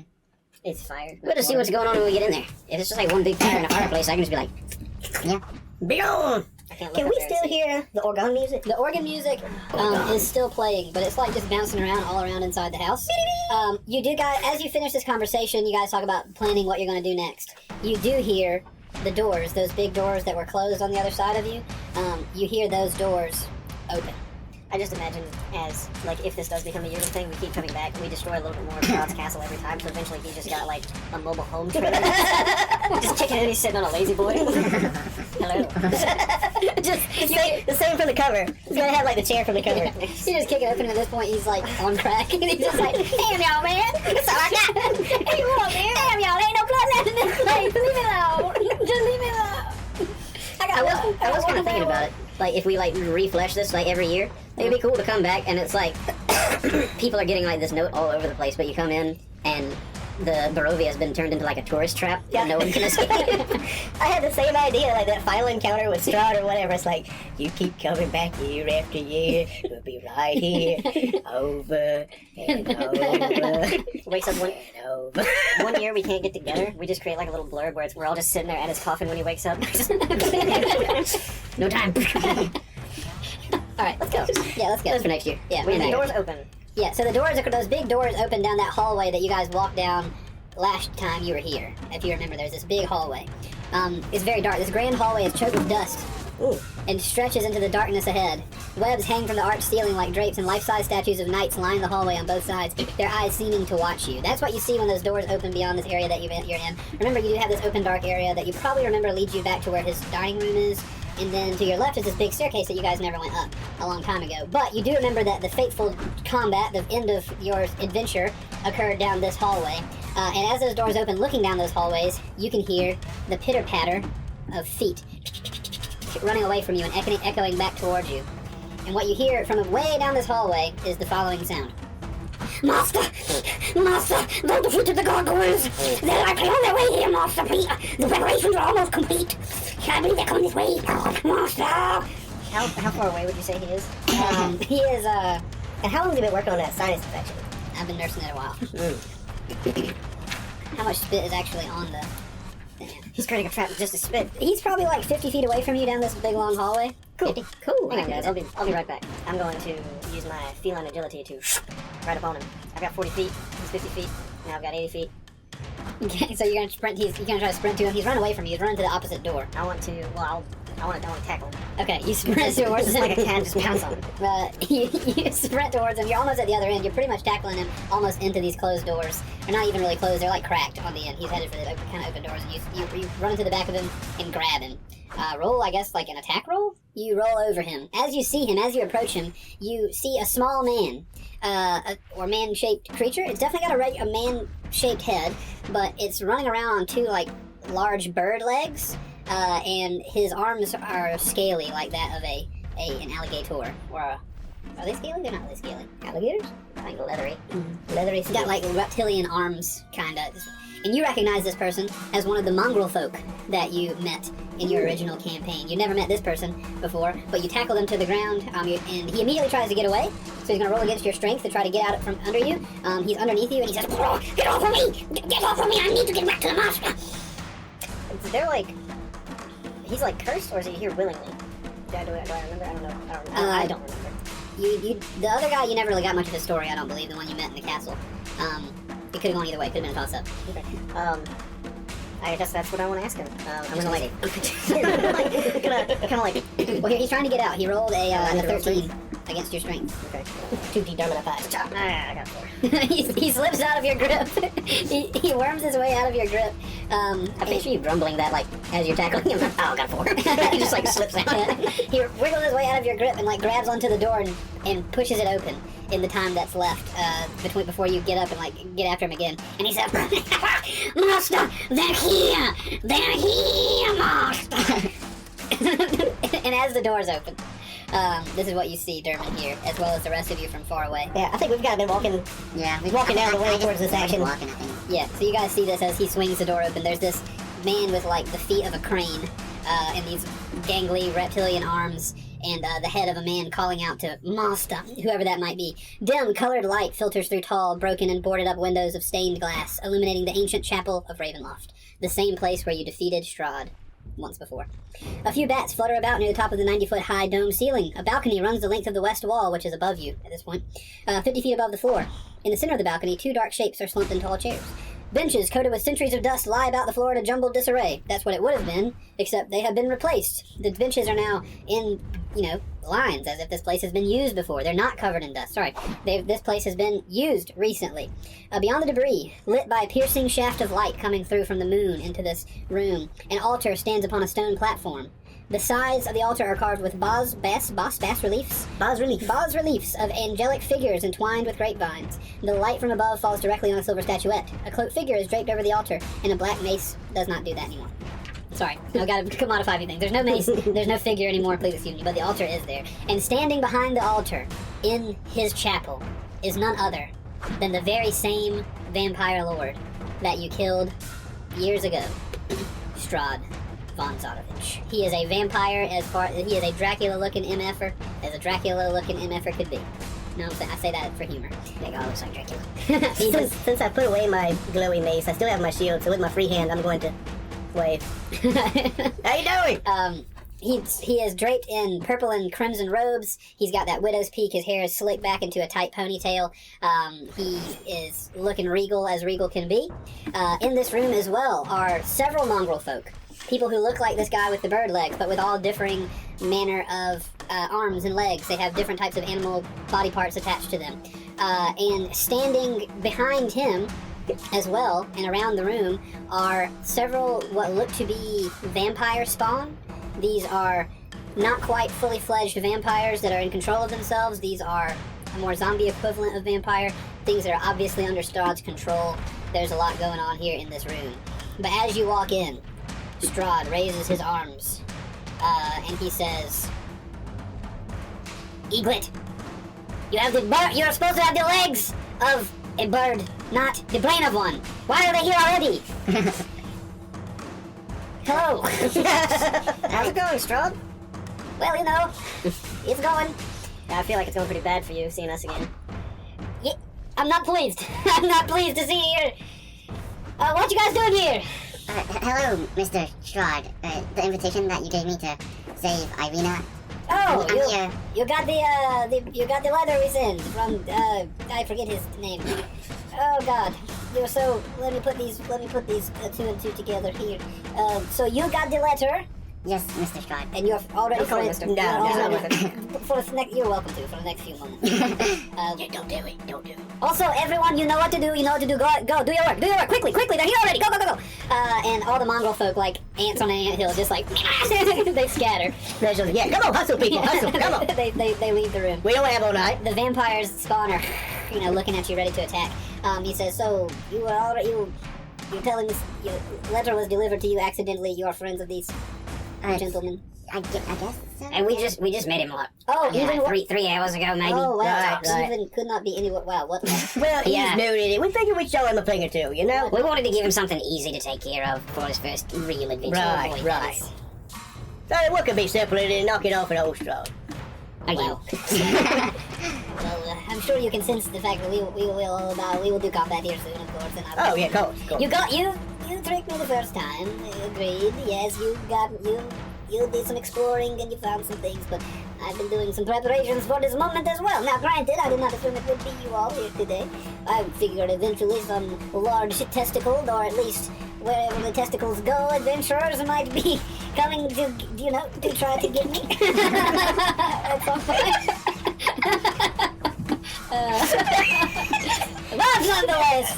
Look, we're not here for your weird fixations. We're here to put you back down again, alright? If you just hold still a minute. Well, listen. I don't have this. You don't really know that. That's actually what I was thinking. I really, to be honest, I was saying what I was saying, and I realized, it could be a lady who comes in to try to, I'm not sexist, whatever. As well as people. And then, of course, I looked at this fellow here, obviously no testicles on you. Maybe not obviously, but He he's can probably make testicles for himself. Oh yeah. Oh He yeah. can transform his body into like 90% So let me level testicle with with you. an eye. Let me level with you. I got to be honest. You killed me last time. I very, very serious. And granted, still serious. But I used to be very serious. Because of, pact with a otherworldly darkness who wants me to create chaos, things like that. In Right, exchange, right. I know, I bad, get bad. me life back, and I had a love for Irina Koyana, which of course you stole from me, and for Right. that I will have to kill you here in a moment. That's But, understandable, yeah. you The know, otherworldly beings, they're like used carriage salesmen. I mean, they target anybody. Yeah, so yeah. what I'm trying to say is, I don't want to be here any more than you want me to be here, to be honest. I was killed, and the otherworldly patron said, you're not finished yet, go back and do your work. So I'm here again, we're doing the whole Barovia thing again. It's all I got, fellas. So, if this is how it is I'm going to live, got to make preparations, got to make sure when people come and knocking, I can do the socking, you know what I'm saying? So, I mean, vaguely, it's just very unusual term. so You went from Gru to crazy Russian hacker. yeah, I can work with it. yeah, Groove started out pretty groove. I'm trying my best. No, I like it. Yeah, it works. I like it. It's pretty good. It's suitable for a more goofy, like, Yeah. Strahd's given up. All this is to say, I wanted to be clear, I hate your guts with all that I've got. You killed me and you ruined my life. Right, Things were right. going well for me, but Well, is it really? it was going quite well before you Alone in had a arrived. scary dark castle, Right. unrequited love for somebody who didn't know anything about him. Family's gone. No, she I knew. mean, yeah. She knew about me. Yeah. I did. Well, I mean, you I can bit take her on that the neck on after all. Yeah. Well, you can't go around just biting or people. something like that. But then That we- equivalent. Yeah, we took her to a pool, do a little hissy fit. Yeah, don't remind me about No, that. I'll remind you about the pool. Okay. So, I feel like I'm not making it clear. I really do want to kill you. Oh, yeah, sure. You make understand? that. Yeah, we're here to kill you, regardless of what you say. Right. But we're gonna give the little guy a shot first. Oh, Yeah, yeah. I think I'm good. I think y'all. Oh, cast a, No, you cast a got lightning this, you bolt. got this. Couple spells. Yeah. What's up? He's a vampire. They don't like the sunlight and stuff. That is true. Don't like the sunlight. Still against the sunlight. Not for me. He checks his watch. He goes for his wrist and then he remembers the time period. He pulls out a pocket watch. He says, about 2 or 3 minutes ago. Okay. How you been? What's been going on in life? Fine. Not showing me hot stalls and showing me Oh no, I kind of want to see where he's going. I mean, it's your thing. I feel very uncomfortable give letting me him 4 just minutes, talk. But yeah, it's y'all's friend. Well, he's not really a friend. No. We're Not friends. No, We're no. not friends. One thing I'm supposed to definitely mention and know about, not friends. Right. German usually takes point on this kind of thing. Yeah, I'd ask him if I was you. I'll just let him do what he wants. For sure. Yeah. Fireball. He puts his hands up. All right, a firebolt sails at Strahd. We'll do Bolter that. ball. All right, Not let's a cleric of the light. everybody Always roll ball, a easy ball. initiative and we'll get this Yeah. combat started. All right, we ready? Go Go do ahead it. with a firebolt. Got Roll a hit 26 to Strahd. hit. A 26 will hit Got Strahd. 26 damage. All right. Dang. Rolling. 26 hit and 26 damage? Yeah. Dang. All right, he takes some fire damage. You said 26? 26. He takes some 26 fire damage. Yes. Right in the face hole. Immediately he says, "Oh God, that's hot!" And then it's in my nose. Jericho's turn. Oh, that's Combat with Strahd has that's begun. early. I have 55 feet of movement. You do have 55 feet of movement, On so the first you turn, can so- get close. I can't make it to number 4. Number 4. Sorry. And these are all vampire spawn. Yeah. Sure. Sweet. I run over there. As you run over there, Strahd says, "These are my new lovers, please." I'm going to ignore that, just so you know. He's over here. I mean, what happens to them if we kill you? You just want to leave them? There's no one else to love. Can you, like, send them out? I'll be dead. I'm gonna kill it if you don't. Get him! I attack. Yeah, he yells to them. Hey, you could have teared it down right there. What are you doing? I got a nat 20. Oh no! The very first one. All Yeah, right. Vince Grin So I'm going. gonna add the sneak attack to that one. Okay. Roll damage. So that's 20 plus 5 to my attack. 25. 25. Doubled. All right. Mm. Ooh. What, with a sword? Yeah. You stab this vampire spawn with your blade for 50 damage, running it through. Is this blade magical at all? Yeah. Nice. You run your plus Or one. silvered. We'll go silvered. Okay, I like silvered. You run it through this vampire spawn. She screeches.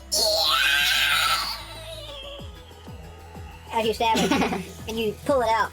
Her flesh pulls out. Blood spurts from her belly, where you stabbed her for 50 whole damages. Mm. She's still kicking? She's still kicking. Whoa! I'm gonna swing again. Okay, swing again. That is sturdy. That's a 22 to hit. A 22 will hit. Cool. That's 11 damage. Okay. You slice again, cutting deep into her arm and chest. Still kicking. Still kicking. That's that hits. The last one did. That one hits. Okay. That's a 27 to hit. Yep, that'll hit. Ooh, that's 6 damage. 6 damage. Still kicking. You slice. Alright, Blood spurts everywhere. bonus action for the offhand. Okay. That's another 27 to hit. That'll hit.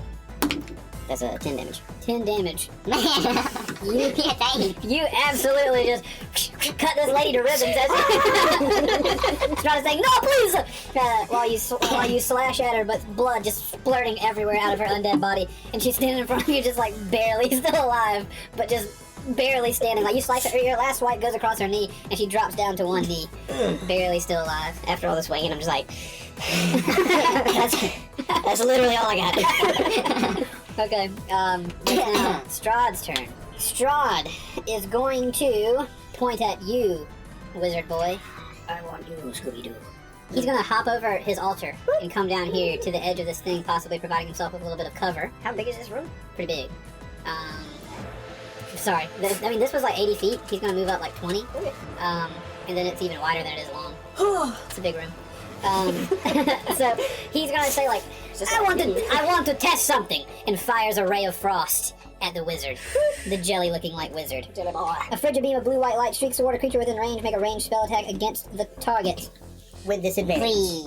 Oh yeah, so he rolls a 25 to hit you. Yeah, that's gonna With hit. disadvantage? Why does he get disadvantage? Because I'm a protection fighter. Nice. I'm staying within 5 feet and I almost Put your shield out. Yep.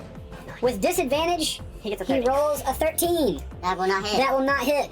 Yeah. Reggie puts his shield out. The ray of frost hits the shield, making it very cold to the point where you can feel it as he blasts it with the ray of frost. He says, "Oh, come on, that's a bad sport." That's zesty. That's all you got, though. Thanks, man. I kind of like the thought of it being less, like, heroic than that. You just, like, push him out of the way. This is how we dodge. Yeah. Oh, he's coming. Dodge. Yeah. Just roll That is across the pretty floor. Okay, Good work, boy.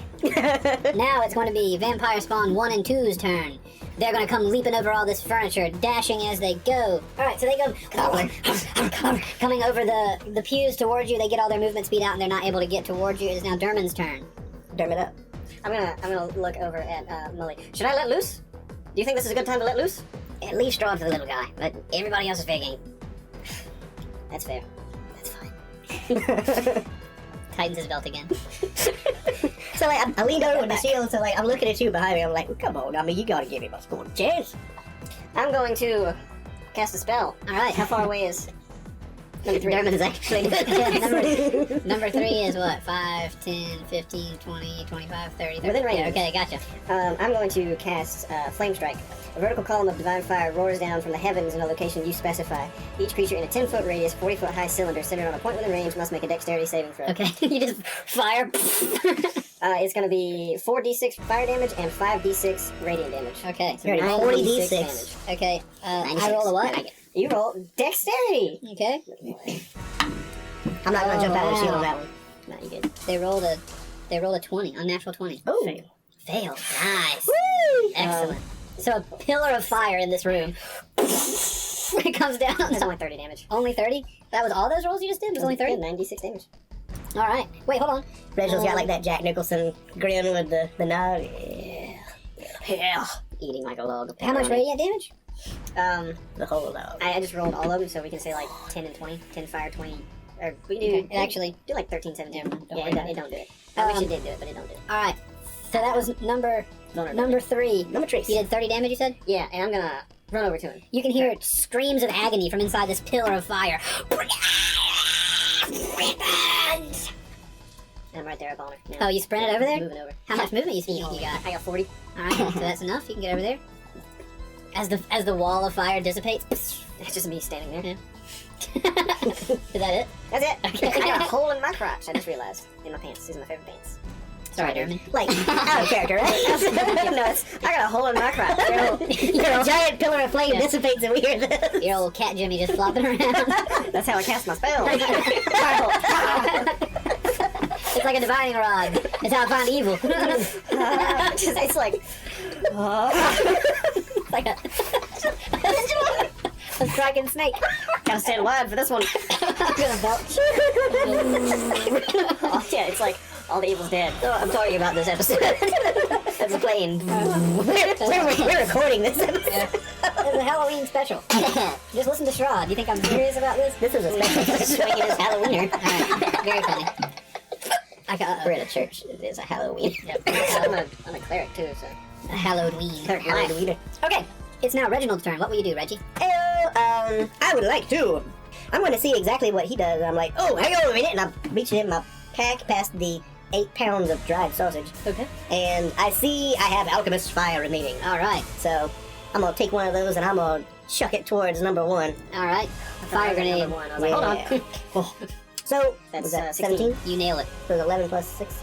17. There's a vampire spawn fella right in front of you, and Sweet. You're right. What did you say? you shatter the alchemist fire on his chest. It's an idiot. Exploding on his chest. Did we decide how much damage that did? I have Yes. down a D4, but Alchemist fire? I looked it up and it's supposed to be more than that. Let me see. This is Okay. we did this at the end A of sticky adhesive 2020. fluid ignites when exposed to air. As an action, you can throw this flask up to 20 feet, shattering it on impact. Make a ranged attack against creature. Object treating the alchemist fire as an improvised weapon. On a hit, target deals 1d4 fire damage at the start of each of its turns. That is definitely not what I said whenever we had it, because I said you guys were in a wagon of it and it was going to blow half the world up if you messed with it. Well, it was a wagon full of each one would have done 1d4. Yeah. But it's continual too, right? Yeah, every turn. I think we got like 200 from that wagon too. Yeah. So. Okay. Alright. I have 6. Well, we used A creature crashed can the end this wagon, damage didn't we? by using its action to make a DC 10 dex check to extinguish the flames. But for each of its turns, it is ablaze. Alright, then D4 it is. Sweet. So. You hit him.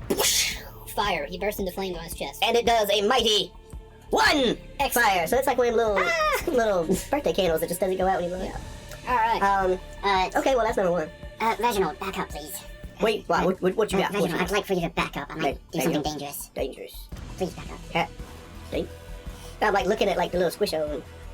Dangerous? Please trust me this one. You could do something dangerous? Please, please, just trust me. All right, I like it. So I'll just take 2 more alchemist fires, and I'll throw one at number 2 and one at number 4. Alright. And I don't want to announce that. I just want to like whisper it to him. You gotta make a dex save, Bryce. Yeah, you're throwing it right. Well, actually, yeah. You Well, gotta no, I throw can only make it over- 20 feet. Oh, yeah, you can't hit 4. Yeah, so I'll lob one at number 2. Okay. Just 2? Or another one at 1, or what? I'll lob It's one technically at just 2. igniting them, so it might be a waste just to throw it one. True. So I'll toss one at 2, Okay. and that was 8 plus 6, so 14. That will miss. That will it miss. goes past him and lands, or past it, Yeah, plus a 6. landing So on the pew behind it. The pew bursts into flames. all right, I can work with that, and then all right, I trust you on this. You got this. So I'm going to make a run towards number 3. Yeah. It's like 30 feet. And then, well, I'm aggressive, so I can use my bonus action to do my entire Okay. run again. So Over there yeah. at number 3. Yeah, as long as I'm moving toward an enemy. The fire has just dissipated around number 3. Yep. And I'm gonna whoop out that mace again, and I'll swing it. Swang it. 17. You hit. Yay! For a 12 plus another 2d6, I think it was. 12. This is an undead creature, yes, sir. Plus another 12, 15, 18. Alright, 18 damage Yeah. to number 3 over there. There you go. This thing is looking a lot worse for wear. It is singed, its clothes are burned almost completely off, and then you take your mace and just smack it across the face one time and it spits out half its sharp teeth. As a DM, Uh-huh. what's its HP, this guy? Is it less than 25? I can tell you that. You can, because if it's less than 25, there's an action that happens. Alright, it's not less than 25. Then don't worry about it. Very well. So, I'll just go ahead and tell you, if it's less than 25 after it takes damage from this bad boy, it must succeed on DC 15 Wisdom, or it is destroyed. Okay, cool. I like it. Yeah, Immediate bowel evacuation. exactly. We know about that on this show. Yeah. So, that's something you keep track of. Yes, you got it. You'll be lucky to have any bones left. Anything else you're gonna do? That's it. That's all I got. Alright. That was quite a bit. Number 3. After you just smacked it in the face, it's gonna try to attack both of you at least one time. It is going to try to claw at Reginald using its big, meaty, scary claws. It's only gonna roll a 17 to hit. Nope. It swings its claw around, and again, you bring up your shield and bash the hand away. Next, it's gonna try to bite Derman Disadvantage. with disadvantage. Is that a reaction? It's like gonna an immediate roll- reaction? It's past my turn, so I have reaction. Oh, sweet. Okay. 13. No. A 13 to hit on a bite. It is unsuccessful in biting. Reginald smacks the claw away, and then Derman, do you have any weapons out? What weapons are you wielding? I've got my claws. What weapons Okay. are you wielding? You block. It comes at the vampire comes towards your face with its teeth, and you grab its face and push it back briefly. Be gone. Number 4 is going to try to come in you for a bite, Jericho. It's going to roll even less. It's going to roll an 11 to hit. No. You take your sword, and instead of allowing it, you put it up like that and block this thing as it's coming towards you. Now it is Weselton's turn. I'm gonna use Shape Self as a free action. I can grow an extra pair of limbs. I'm gonna do that with my hands. Okay. And then this is just for like, not virtual, but like appearance. Like I wanna make this look cool. So I'm gonna use Fireball. Alright. So I grab so with my extra pairs, I'm just gonna like try to like all my hands are like turning red. So I just like try to like shoot this out. Okay. But should I said this before? But I'd like to angle it where I can see STRAHD. Okay, just so a little bit better. you step to the side so you can see STRAHD. And then I'm gonna shoot Fireball as a 5th level spell. Alright, is this the first time anyone who's playing as a player in Dungeon Boys has used Fireball? In Dungeon Boys, probably. Yeah. Very cool. Go Wizard. So each creature in a 20-foot radius must make a dexterity saving throw. A target takes 86 of damage. Technically 10 d6 since I'm making it as a 5th level spell. On a failed save, or half as much damage on a successful one. The fire spreads around corners, ignites flammable objects in the area that aren't being worn or carried. He rolls a 19. Aye, that's success. Does any of those two hit since it's a 20-foot 20 radius? foot, no. Okay. You're lighting a lot of pews on fire, though. This room's getting smoky and dark. I didn't mean to do that, actually, my bad. Where is it exploding? On Strahd? Right on his greasy head. Yeah, that is 14. 14 damage. An unfortunate 7 points of damage. Yeah. I'm sorry, those are truly unfortunate rolls. You fire your fireball, but unfortunately your third hand is one that you're unfamiliar with, and at the last second the fireball flies and lands underneath the pew to the right of him. Alright, who's next? It was Weselton, what's next? Well, I was last, so whoever's first now. Okay. Are you done? Yeah, I think I'm done. It's sweet Jericon. I'm gonna smack this thing again. Smack it. It better be dead. She ain't got sometimes. much left. Ah! Dang it, that's a 15 hit. That'll hit. Will it? Yep. 10, That'll do. 16. She drops to a knee after your barrage of attacks last time. As she drops to a knee, you bring your sword back, changing the grip to where the blade comes out from on the bottom side of your hand. You jab it down through her skull, sliding down behind her spine, severing it from the rest of her body. Blood shoots out of her head and into your hand, slopping up the hilt of your sword. You pull it out. Gray matter slides out of the hole with it. A string of blood flies away. Her gaping mouth with teeth covered in her own blood, gurgling, she falls back, murdered by your silver sword. Finally. If I'd had one more hit last time. Well, yeah, can I use my bonus action just to get rid of my extra pairs of hands? Sure. Okay. I just want to So you successfully kill the vampire spawn, and Strahd says, "My new love, no!" You can always make a new one or something. You could have sent it away. I'm gonna go for number 2. Number 2, he's running. I'm the killer running. Second smack. Incoming. Do it. But it's just a regular attack. So gotta do. No sneak attack for this one? No, I only get sneak attack once per turn. What are you shooting on that? That is a 6 plus 5, 11 times 2 is 22. Alright. You stab this one for a good amount of damage, blood leaking from its body. And then bonus action! All right. No! I Okay, do it swing with my offhand weapon! He swings with his offhand weapon. Oh no! It's a 19. You hit. 6 damage! 6 whole damage with your sword. So you slice this one again. On your offhand, you bring it down, slicing an ear off of this vampire spawn's head and jamming your blade down into its shoulder before you rip it out. Just like your foot's on the cord. Be careful. Peter. You went first to the tomb, Peter. Alright, who's next is going to be... Strahd. Oh, strug it up. Let's see. First of all, something will happen to Strahd. That's what it says too. He breathes in deeply, and you can see some of the singed flesh begin to heal on his body. He says... He points towards you. You? You? Reginald? Me, Reginald. He He's got cover, says- because I'm... Oh, wait, yeah, no, sorry. He points to you, young wizard, Ah! and he says, "You are new, I'm told. Come to me." And he casts charm upon you. You did just attack him. Oh, never mind, he's not close enough to do that. No. Oh, wait, I forgot. He takes 3 steps and he does the same thing. Yes, he moves up to the center of the pews. He checks his watch again, and then he says, "Come to me." Now roll a beeba wisdom saving throw. You have to roll all that. Oh! that is a 23. You succeed! You succeed against being charmed. You are not charmed by the vampire Strahd at all. But you do think he's handsome. What's up, man? What's up, dog? How you doing? Okay, so that is going to be the end of his turn. Well, actually, Strahd, you seem like a kind person, but I think I'm gonna have to deny that. It's not his turn anymore. He says, very well, I'll get you soon. Vampire spawn numero uno. No, he on fire. Oh, no, that He on fire. Vampire spawn numero uno is coming over here to try to attack. Anyway, he's on fire. He takes another D4, right? Yep. Okay. 1! Dang it. One more Man, damage. these rolls are just so good. One more time. He comes over there again to try to bite on young Jericho. This time he rolls a 19 to bite. A flaming vampire spawn is now biting you. That'll do. He grabs your arm and bites down on it. Am I on fire? You are not on fire. It only does 7 damage to you for the bite, but Can it be 6? let's just say it's a flesh wound bite. It doesn't really get very deep, and then it attempts to claw you as it bites you. All right, a 16. Yeah. Armor class? 16. Yeah, that meets it, beats it. Okay, meets it, beats it. It rolls a 16. It's going to get you with some slashy damn. Ooh. 1, I take it. 2, plus bubble bubble beep beep beep beep 5 slashing damage. Still 7. There you go. You did it. You got all slashed up. The second one. But the bite didn't do anything? No, but this one might. Wait, no, we've already killed. Which one have we killed? 4. We've killed 4. 4 is good. So that means number 3 is over there. So this will be number 2 that's right next to you. But before number 2 does anything, STRAHD is going to take a legendary action. He does that. And move to stand directly in front of the wizard. Now STRAHD looms over you. Told the tank to leave. Hello! It started with 25, yeah. He stands over you with his sharp teeth in his mouth, which is open, his arms outstretched, his cape flows wide. You can hear his pocket watch ticking, and he looks down, licks his lips, and says, "Hello, young one." Number 2, though, is going to take his turn again to try to grapple on you real quick, so we're going to roll a hit. 19 against you, Jericho. That'll hit. Alright, so the way this works, it looks like melee weapon attack. Instead of dealing damage, the vampire can grapple the target. Escape is at DC, so roll a strength saving throw. Shusha!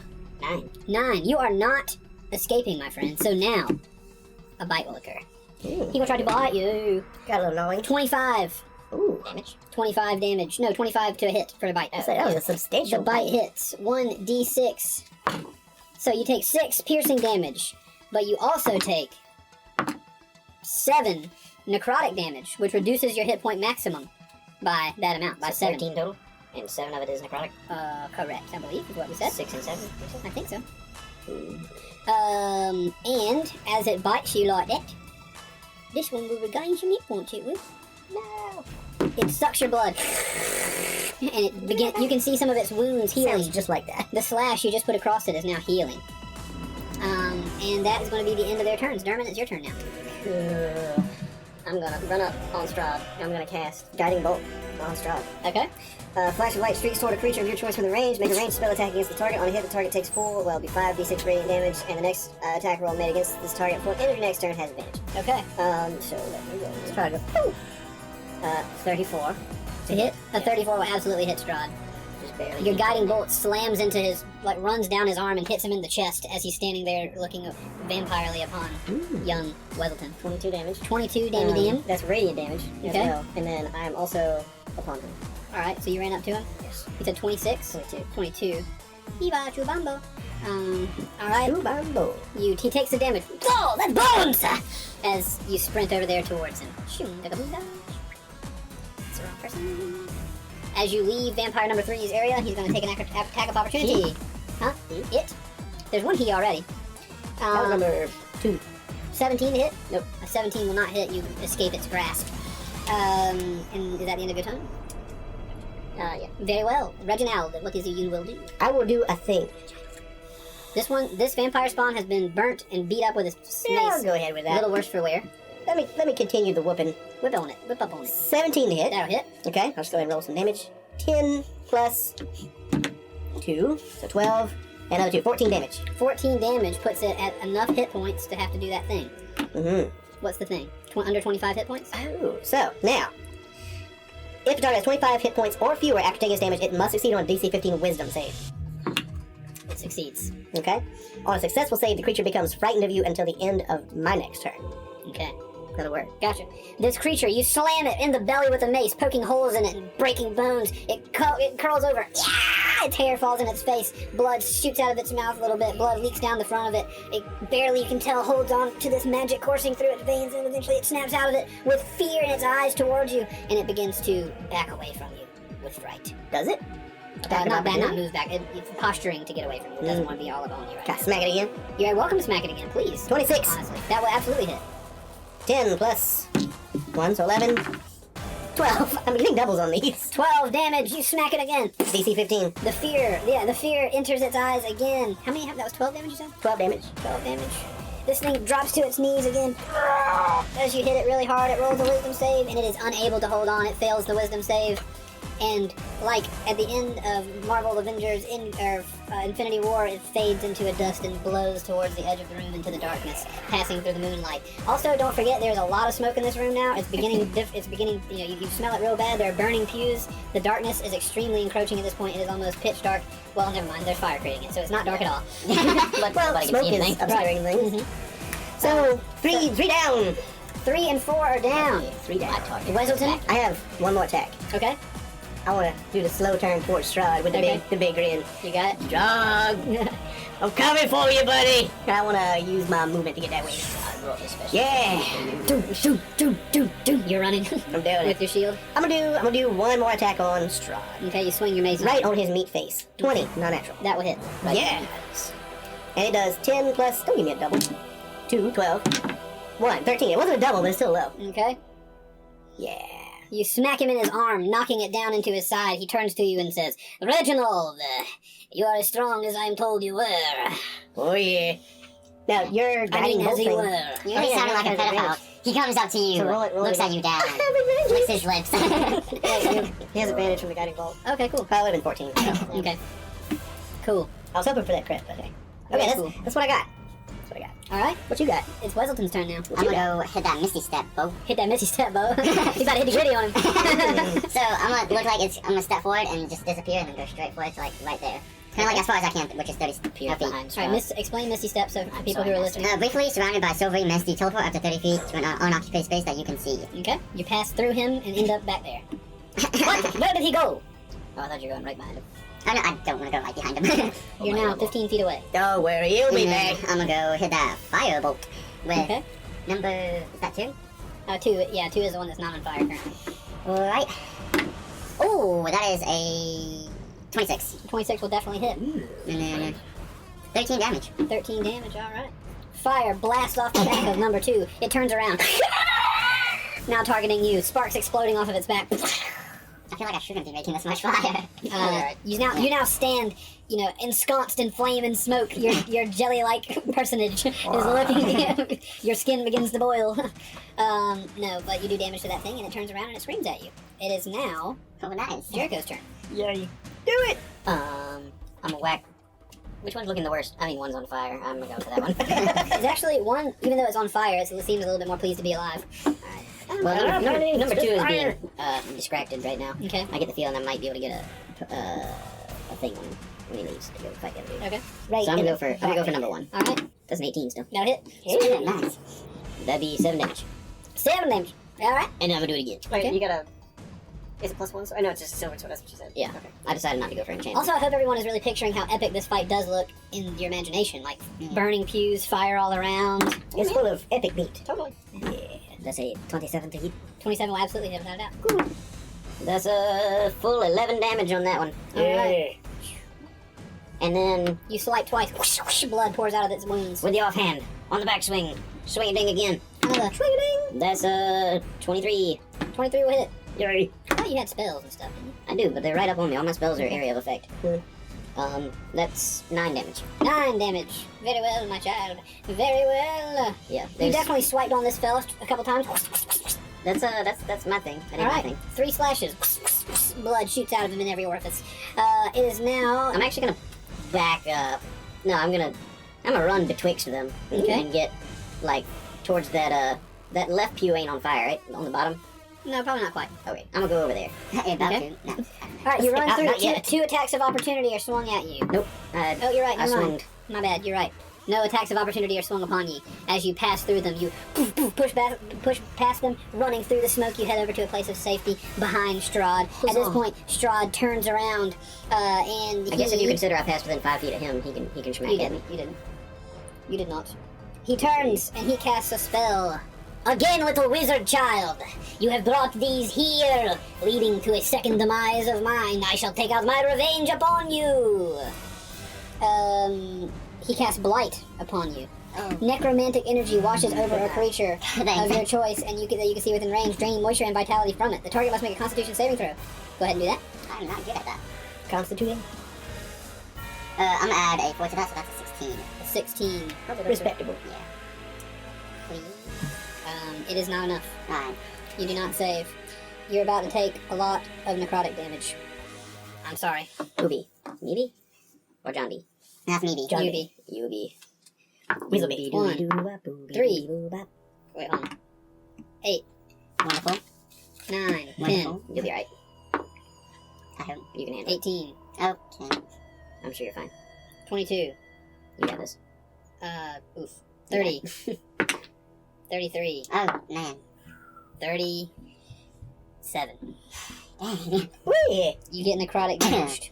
You've been blinded. You take an extreme amount of damage, and he says, "If the plan is for me to fall, then you shall fall with me," he says. Making it Vampire number 1's turn. Vampire number 1 ain't gonna let you get away that easy, big guy. He on fire, so roll a d4 for me, Josh. Evil after fire. Bet pick that up. 4! Hey! 4 damage on Firelord. Firelord Vampire. He burning as he's coming after you, but again, we're gonna try to grapple and bite. The grapple is unsuccessful. He tries to grab you, but you're able to swat his hand away with your sword. Number 2, though, after having been blasted by his Sparky Sparks, he's coming after you as well, John. He's coming after you as well. So he's going to try to grapple you as well, rolling a 18 to grab you. What do I do? That's an attack roll. Does an 18 hit? It does. Roll a strength saving throw. Okay. Don't be sad. Oh, wait, hold up. Get I don't mad. mean that sad, but like, 11. An 11? Something that would- 11 was Wait, not- hold up. Being grappled. Hmm. I have advantage on escaping. Excellent, because I you're can juicy. squeeze- Yeah. He's yellow. He juicy, y'all. He can squiz. 14? That will do it. Oh! He tries to grab you. I picture he tries to like grab you to bite you, and whenever he grabs the edges of your shoulders, you go like, and then like just press your arms through his hands, and then like his hands are just around your waist like you're dancing, and they just can't hold on to you at all. And it screams at you with its teeth. So I'm not grappled, but he is in front of me. He is in front of you, but you're not grappled. Alright. The fact that you're not grappled, it is going to just try to take a swipe at you instead of biting you. With his hand that's left. But it's going to crit fail, don't worry about it.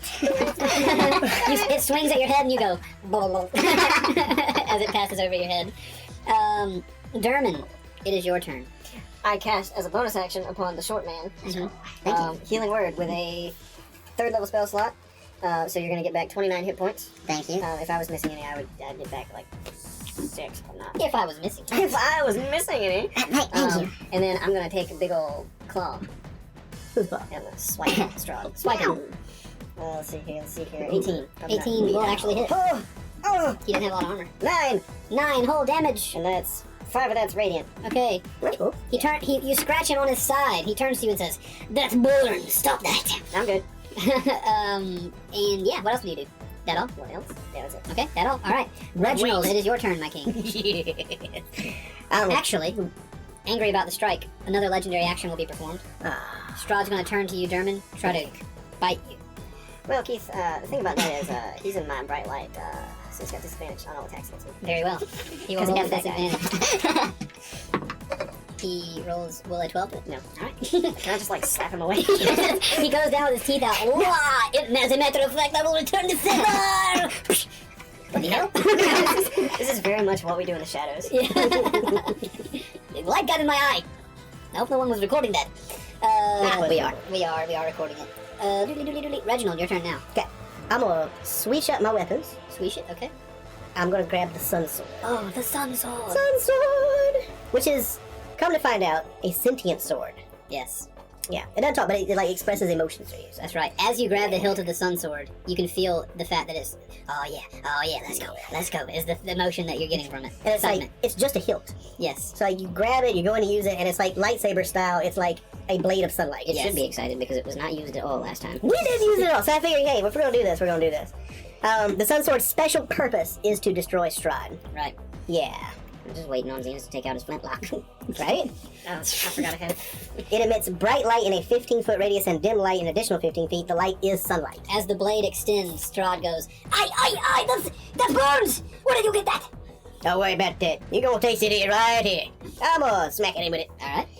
Do-do-do. 20 to hit. 20 will hit him. I'll just roll like 3 I'll roll 3 damage things. Okay. 22 Okay. and 28. All three will hit. I like it. All right, so it's a 12, a 16, and a 14. 28, 42, right? I think so, yeah. When you hit an undead target takes an extra 1d8, so whoop, that's 3d8s of extra. Okay. Yeah. So that's a 6 because there's not a 9 on it. Mhm. Dang it, that's a 5. That's a 2. Okay. 6, 5, and 2, 8, 5, 13. All right. Yeah. So these hits, you slash at him. Blood spurts out of his wounds as you cauterize them immediately as they pass by. The sunlight is burning his skin. All he can do is cover his eyes and try to get away from your attacks, but he can't do it. He says, "Oh, it burns! Oh my God, it burns! Why? Take it, you little weenie, take it." And yeah, he's hurting. He's hurting pretty bad after that. He said little weenie. You don't know that. She says it's perfect for her. Perfectly average. All right, is that the end of your turn? I do not understand the blight of my kind. It's perfect. It's All right, perfect. That is you, what I got. Weselton. Alright, I'm gonna do Scorching Ray. Scorch that boy. You create 3 rays of fire and hold them at a target within range. You can hold through it, you can hold them at one target or several. Make a ranged attack for each ray. On a hit, target takes 2d6 of damage. Alright, who are we hitting? We in number 2. Number 1 and number 2? I mean, number 2. All 3 rays at number 2? All 3 rays. Okay, blast him. 18? That'll hit. 20? That'll hit. No, 21. That'll hit. 24. Those all hit. Alright. It looks like, what, 68 of damage? So, 66. 5 is the first one. 10 is the second one. Wait, what? 2 is the third one. Total So, damage? Yeah, total damage is 17. Okay, gotcha. I was like, Wait a minute, there's no numbers. 10 on a D8 first. So 17 total damage on number 2? 17 total damage. Alright. You blast him. Fire. Blasting around him. He's just sizzling, teeth charred with fire, but he's still alive. Yeah, and then I guess, yeah, I can't do a melee attack as a bonus action, correct? I don't believe so, not after a spell like that. Mm-hmm. No. Good no. I guess I can't really do much after that then. I pass. Alright, he passes. Jericho, it's your turn. So, because of the smokiness and everything, does he have like some protection from the light stuff that me and old Dermy have? Is he? Strahd? No. Is he far enough away from us that he's in like a dim version of our light? He's What's not 10 that? feet away from us. Oh, never mind. Yeah, Jericho, and he's also surrounded by flaming pews at this point. Yeah. Unfortunately, the light is here. I'm actually gonna try and do something about that to some extent. Okay. I'm gonna use control flames in a 5-foot cube. I can extinguish fire. Mhm. Is there anywhere that I can plop that to just like kind of soak up a large amount of the Yeah, fire? around this area, I'd say. Cool. I wanna try and put some of that out. You Okay. gonna plop it? The fire over here is now out. Nice. The pews on the right side of the room that were on fire, you just extinguished their flames, creating much more darkness in this room, especially on that side.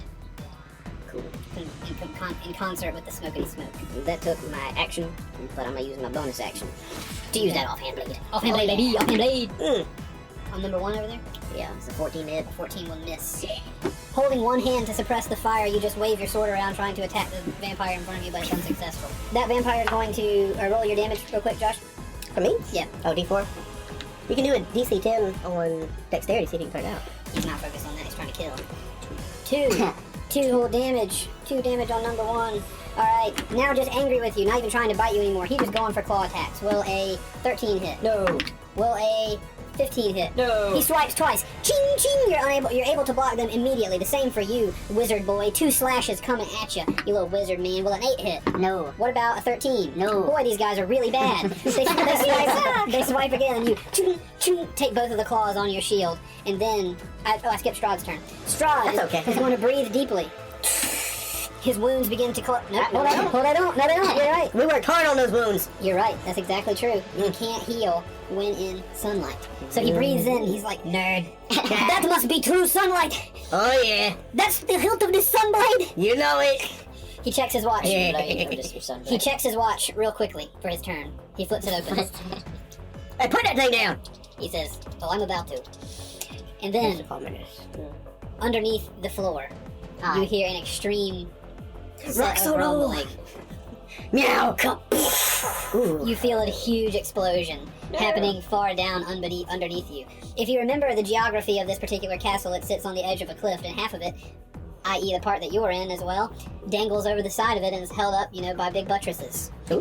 You hear one explosion. Another. Hey, what's that? 6 or 7 more.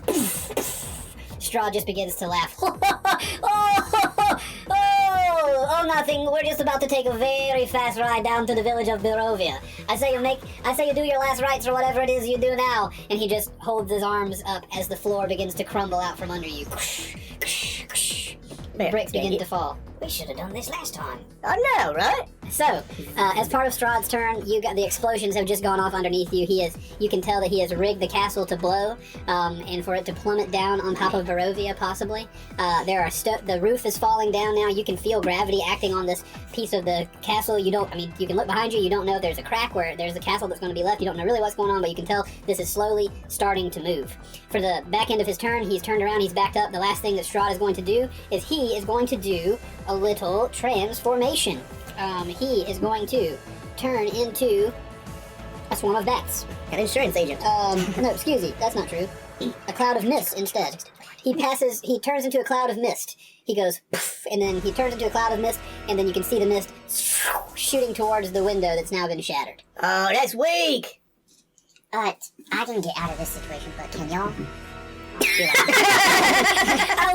I wish that Very calmly. If you listen to the podcast, please go to this moment in the YouTube version where you will see John with his fingers steepled, very calmly in character, as a giant castle is about to plummet hundreds of feet to its ultimate demise, tapping his fingers together. I can get out of this, but can you guys? Like, it's no question he's gonna be fine, but you guys, like, I really don't want to leave you guys hanging. I will, but I don't want to. But anyway, that's the end of STRAHD's turn. I love it that this is almost like an Age of Ultron kind of moment. Like, I can leave. Do I? Yeah. Do I dare? I do. Misting all the way back here to the window in mist form. Does anybody remember where that teleporting fire is? That's a ways away. You and I can transform, though. We're fine. Yeah. The big one. Oh wait, actually, I can actually deal with polymorph. I have the spell that can transform you into a bird. What? If you'd like that, so we could all escape. Will us still be awesome? We're still in combat. Oh shoot! By the way. I don't know how long this talk is gonna last. Please continue. You hand on the head of a vampire that's like trying to attack, just hold it back. Yeah, so actually at this point we'll say that was your boyfriend left. You might as well follow him. You're gonna die if you fall. They both go, huh? And they look towards the window, and they like go run towards the window, and the both of them leap out of the window and begin to fall. Hey, that seems like a thing. Why didn't we start with that? I don't know. I told him to make him leave, but It's true. It's true. he wanted to watch him die. Anybody know where the little teleport crystal thing was? It's deep in there. It's way up in there. Oh, I could be a little flappy.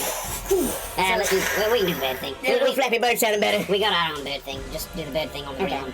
I'm gonna use polymorph on a willing creature. Wait. Just make me awesome. I'm gonna follow STRAHD really quick while you guys are doing this. I'm gonna make sure he doesn't get away. Alright, I'm gonna make sure this doesn't go horribly wrong. Bald eagle. Or That's a something ball ostrich. England's a bird, right? Anyway, So what do you do? I Look, I brought back the dodo. I think ravens are cool, so I could do just raven. I'm a raven. Never. Yeah. Up to you. How about a raven? You think a raven's good? Copyright. Yeah, that'll work. Let's do it. Alright. You snap your fingers, and then Reginald, your body Caw. you shrink down, and I guess all your gear comes with you. Yeah, I think so. Meld into the Yeah, form. you meld Can into I your form. unpolymorph at a time of my choosing, or am I at your I whimsy? wait full 3 weeks. Let me see. this cleans every day. Or until the target drops to 0 or dies. The new form Wait, can be any beast who challenges rating is equal or less to the target. You already read it. Wait, I could have been like some kind Into of. the part that how to dispel it. Probably at the end. The target's gear meld into the new form. I don't see anything that can dispel it. I could have been a CR rating anything, and we picked Raven. Well, it's like it's a one. beast, so the max CR for a beast is like 6. So, but you gotta also do flying beast, and that's probably like 1. A giant eagle. I was thinking of an eagle, but I thought Difference just between raven. polymorph and true polymorph? True polymorph is you assume the form permanently, so that's why if you're using it on yourself, it's best to do something that can shape change as a feature, so you can always shape change back into your not polymorph self. That's why Adrian chose dragon, because he could just back into Adrian and still do stuff. Duration is up to 1 hour. Or concentration. It's concentration up to 1 hour. Okay. So you can break the thing anytime you want to. Oh, I didn't know that. You can maintain it until you hit 0 hit points as that creature. And then you revert to your normal form. So I just pile drive into the ground. Reginald slams his head against a piece of like broken wood, like come on. You don't want to like go extreme because excess damage does carry over to your final form. I'm gonna raven up myself. Okay. I'm gonna follow. Full STRAHD. raven? And you said A 90 giant feet eagle is a flying speed. CR of Okay. 1. Could have done And that. then, Oh, yeah. is there a window that's like that could fit me too? As a wizard boy? Yeah. Well, can't you squeeze like an inch? I can too, but I don't know if my armor would stay. Yeah, the window, the big stained glass window has now been shattered. There's no That's place to jump Just wanted to through. make sure. I cast Fly on myself, touching the one creature, myself. Can I do that? Sure. Target gains a flying speed of 60 feet for the duration. Whenever the fly spell ends, the target falls. It is still aloft unless it can stop the fall. Okay. Concentration, 10 minutes. Cool. Alright, so, just to clarify, in the previous campaign, part of the story was the party aided the Order of the Raven, which was led by Damian Martikov, an old fellow who is antagonistic towards Strahd. We don't know anything about him. He also was in charge of the winery in Barovia, the Wizard of Wines, right? Yeah. And once they helped them out, the two of our party members decided they would like to become were-ravens. Part of that was that they would gain two different forms, a hybrid form where you would grow wings and be able to fly and also be a person, or to be able to become a full-on raven. But also coming with that, it gave them some increased stats, which they've now surpassed greatly. But also it came with an alignment change, which made their alignments closer to lawful good, wanting to do well, and things like that. So it's another reason that they do good things for the people. So I'm gonna turn into the humanoid were-raven form. okay, I'm gonna grab Okay. Green Boy on the way out. okay. Okay. Reginald. Peace out, kid. Yeah, you giant wings shoot out of your back. Wings shoot out. Your fingernails begin to be kind of long. Your face gets kind of beaky. And you have a big hybrid were-raven form. You swoop over here to grab Reginald, who is confused at this point, who just turned into a raven and is now a human again. So wait, are we gonna make John have used that spell slot? Yeah, No, we I'll won't do one. that. Sean, okay. Alright. Yeah. So I kind of like the idea that in the were-raven form, some of the crocodile-ness kind of carries over, so it's like a mix of scales and feathers. Sure, yeah. I'm gonna grab Cool visual. Reginald and that smashed up window from earlier. I'm gonna swoosh out of it and just try and get to the edge of the castle before it hits. Gotcha. Same here. I'll follow Gotcha. them. You did fly on yourself? Alright. You fly, glubbing through the air. Zenus, already full-on raven, has shot out of the window and is following the mist of Strahd. You guys now find yourselves in the air, flying. Maybe falling very slowly when it comes to giant Reginald being held by your wings. Gliding. But you guys now find yourselves out in the air, above the town of Barovia, hundreds and hundreds of feet. You turn around and look at the castle as you barely make it past before the stones begin to fall and rocket down towards the town. Homes are being destroyed. The castle is sliding down the hill, beginning to tumble and smash and crash. The mist that you are following begins to circle down towards the town. You definitely catch up with it, but it is mist. There's not much that you can do with it except like be in and around and among it. Huh? Among us. But you're flying. You guys are you can see the falling zombie Strahd vampire spawn crashing into the earth below. You can see mongrel folk jumping out of the windows to their deaths. The castle is being destroyed, but half of it is left. Is number one still on fire? Yeah, you can see the light. It's like a comet. It looks just like that scene in Return of the King where the steward of Gondor is on fire. Never seen it. He's never seen it. Why are we even Iconic playing this scene. game? Iconic scene. I'm not really into fantasy. But everything begins to crash to the Turn in ground. your dice. Before you guys make it to the ground, the castle crashes right on the outskirts of Barovia, the village. Pieces of it tumble in, destroying streets of homes. Half of the town is almost gone at this point. People are screaming and running away. They're yelling, "The Devil Strahd is behind this. He returned and he is destroying our land," etc., etc. There is one tall church tower in the middle of Barovia, and that is where the mist is heading, to the bell tower of the church, the temple of the Barovian village. Do you follow it all the way there? Oh, yeah. All right. The rest of you, where are you flying? Where are you trying to go to? Just trying to avoid the rubble and land somewhere. Like smacking it wherever I can reach. Buddy, down there, he's down there. I guess I'm aiming for what he's pointing at. All right. So the roof of the church does have a bit of a flat roof. It's not pitched too terribly high, so it's one of those. It's really just kind of like an old country church looking place. It's got a bell tower instead of a steeple. A big bell inside of it with a place to stand for one or two people up there. Is there big stained glass windows? Does it have big stained glass windows? Sure. Would I fit through those? I wanna like drop Reginald through a window. I'm okay with that. Yeah. You fly over. Reginald, shield up.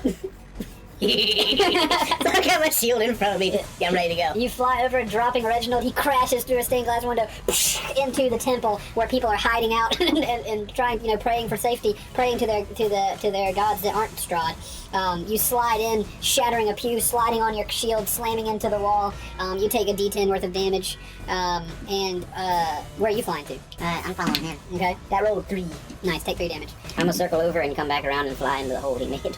Okay. You fly around and go into the hole he made. Want to do any special acrobatics? I just land, I guess. Okay, our new wizard friend Weselton flies into the same window. You want to be on the church or inside the window? I guess in the church. All right, you fly in through the window. Enthusiasm, John. Oh. Don't quit saying I guess. It's your character, man. My bad. Yeah. I take a break and go through the McDonald's drive-through. Do whatever you want. I want to put up a hand. Don't worry, everyone. I'm all right. I'm all right. There are just screams of terror at what's going on here. At the top of the church, as you three land inside of it, at the top, the mist goes near the bell tower and re-apparates into the form of STRAHD that you just saw as you catch up with him at the tower. He's on the tower or he's on the roof? So, the bell tower, imagine shingled cone on top that has the bell inside of it, 4 posts, hold that up, completely open around it. Does that make sense? Yeah. So, let's imagine... So there's He's like at a the top smaller of the platform up there. Yeah. You said you were ringing a Belfry. platform. Yeah. Right. Belfry. So, STRAHD has just appeared here, on top of the bell tower. Does that make sense? It looks like a nipple. I wanna land and like appear as myself. Okay, you land and apparate right in front of STRAHD, and as you land and transform, he says, "Oh, you let the ravens turn you into one of their kind. How beautiful!" He begins to laugh maniacally. Yeah, it's pretty great. I want to cast Sunburst. You're outside already, too. All right, cast Sunburst. It's still nighttime for you. So guys, but- Sunburst is an 8th level spell. Sunbirth is totally different. Very painful for the caster. It's Brilliant telepathy. sunlight flashes in a 60-foot radius centered on a point you choose within range. Each creature in that light must make a Constitution saving throw. On a failed save, a creature takes 12d6 radiant damage and is blinded for 1 minute. On a successful save, it takes half as much and isn't blinded. Undead and oozes have disadvantage on the saving throw. What do you get? 9. Yeah, he ain't saved. Creature blinded by the spell makes another Constitution saving throw at the end of each of its turns. On a successful save, it's no longer blinded, so it's soaked for 1 minute. 42 damage. 42 damage. Radiant damage. Does it technically count as sunlight? Yeah, brilliant sunlight. Okay, perfect. Yeah, it's an 8th level spell. 42. Yeah. And I imagine like it's just coming from Dermis. He just like explodes like the sun. As he was laughing so and he gets pressed back into one of the posts as his hands and his face are lit on fire, and as he's taking in the sunlights for 1 minute. No. He's blinded for 1 minute. He just takes that. So it's just a I can burst. see. I'm going to miss it. I'm going to miss it in all of its glory. He says. You mean death, right? I assume you're going to bring the thing falling down. No, your death. I'm going to miss it. Did you really think that this bumbling fool was the devil STRAHD? He cries. Not really. I guess maybe. I don't know. I kind of thought you were an apparition this whole time. To be honest with you. He says, you are all fooled. I am not the devil STRAHD. You weren't brought here by accident. It was all a part of his plan. Now look towards the cliff at your demise. Wherever the cliff is. Okay. As you look towards the cliff, you can see movement at the top of the castle, on the cliff, as well as at the bottom where all the rubble is. It's purple word. There's a dark, purpley, hateful magic coursing through all of the rubble and all of the castle on top. And at the very top of the cliff, you can see something rising out of the castle. What is it?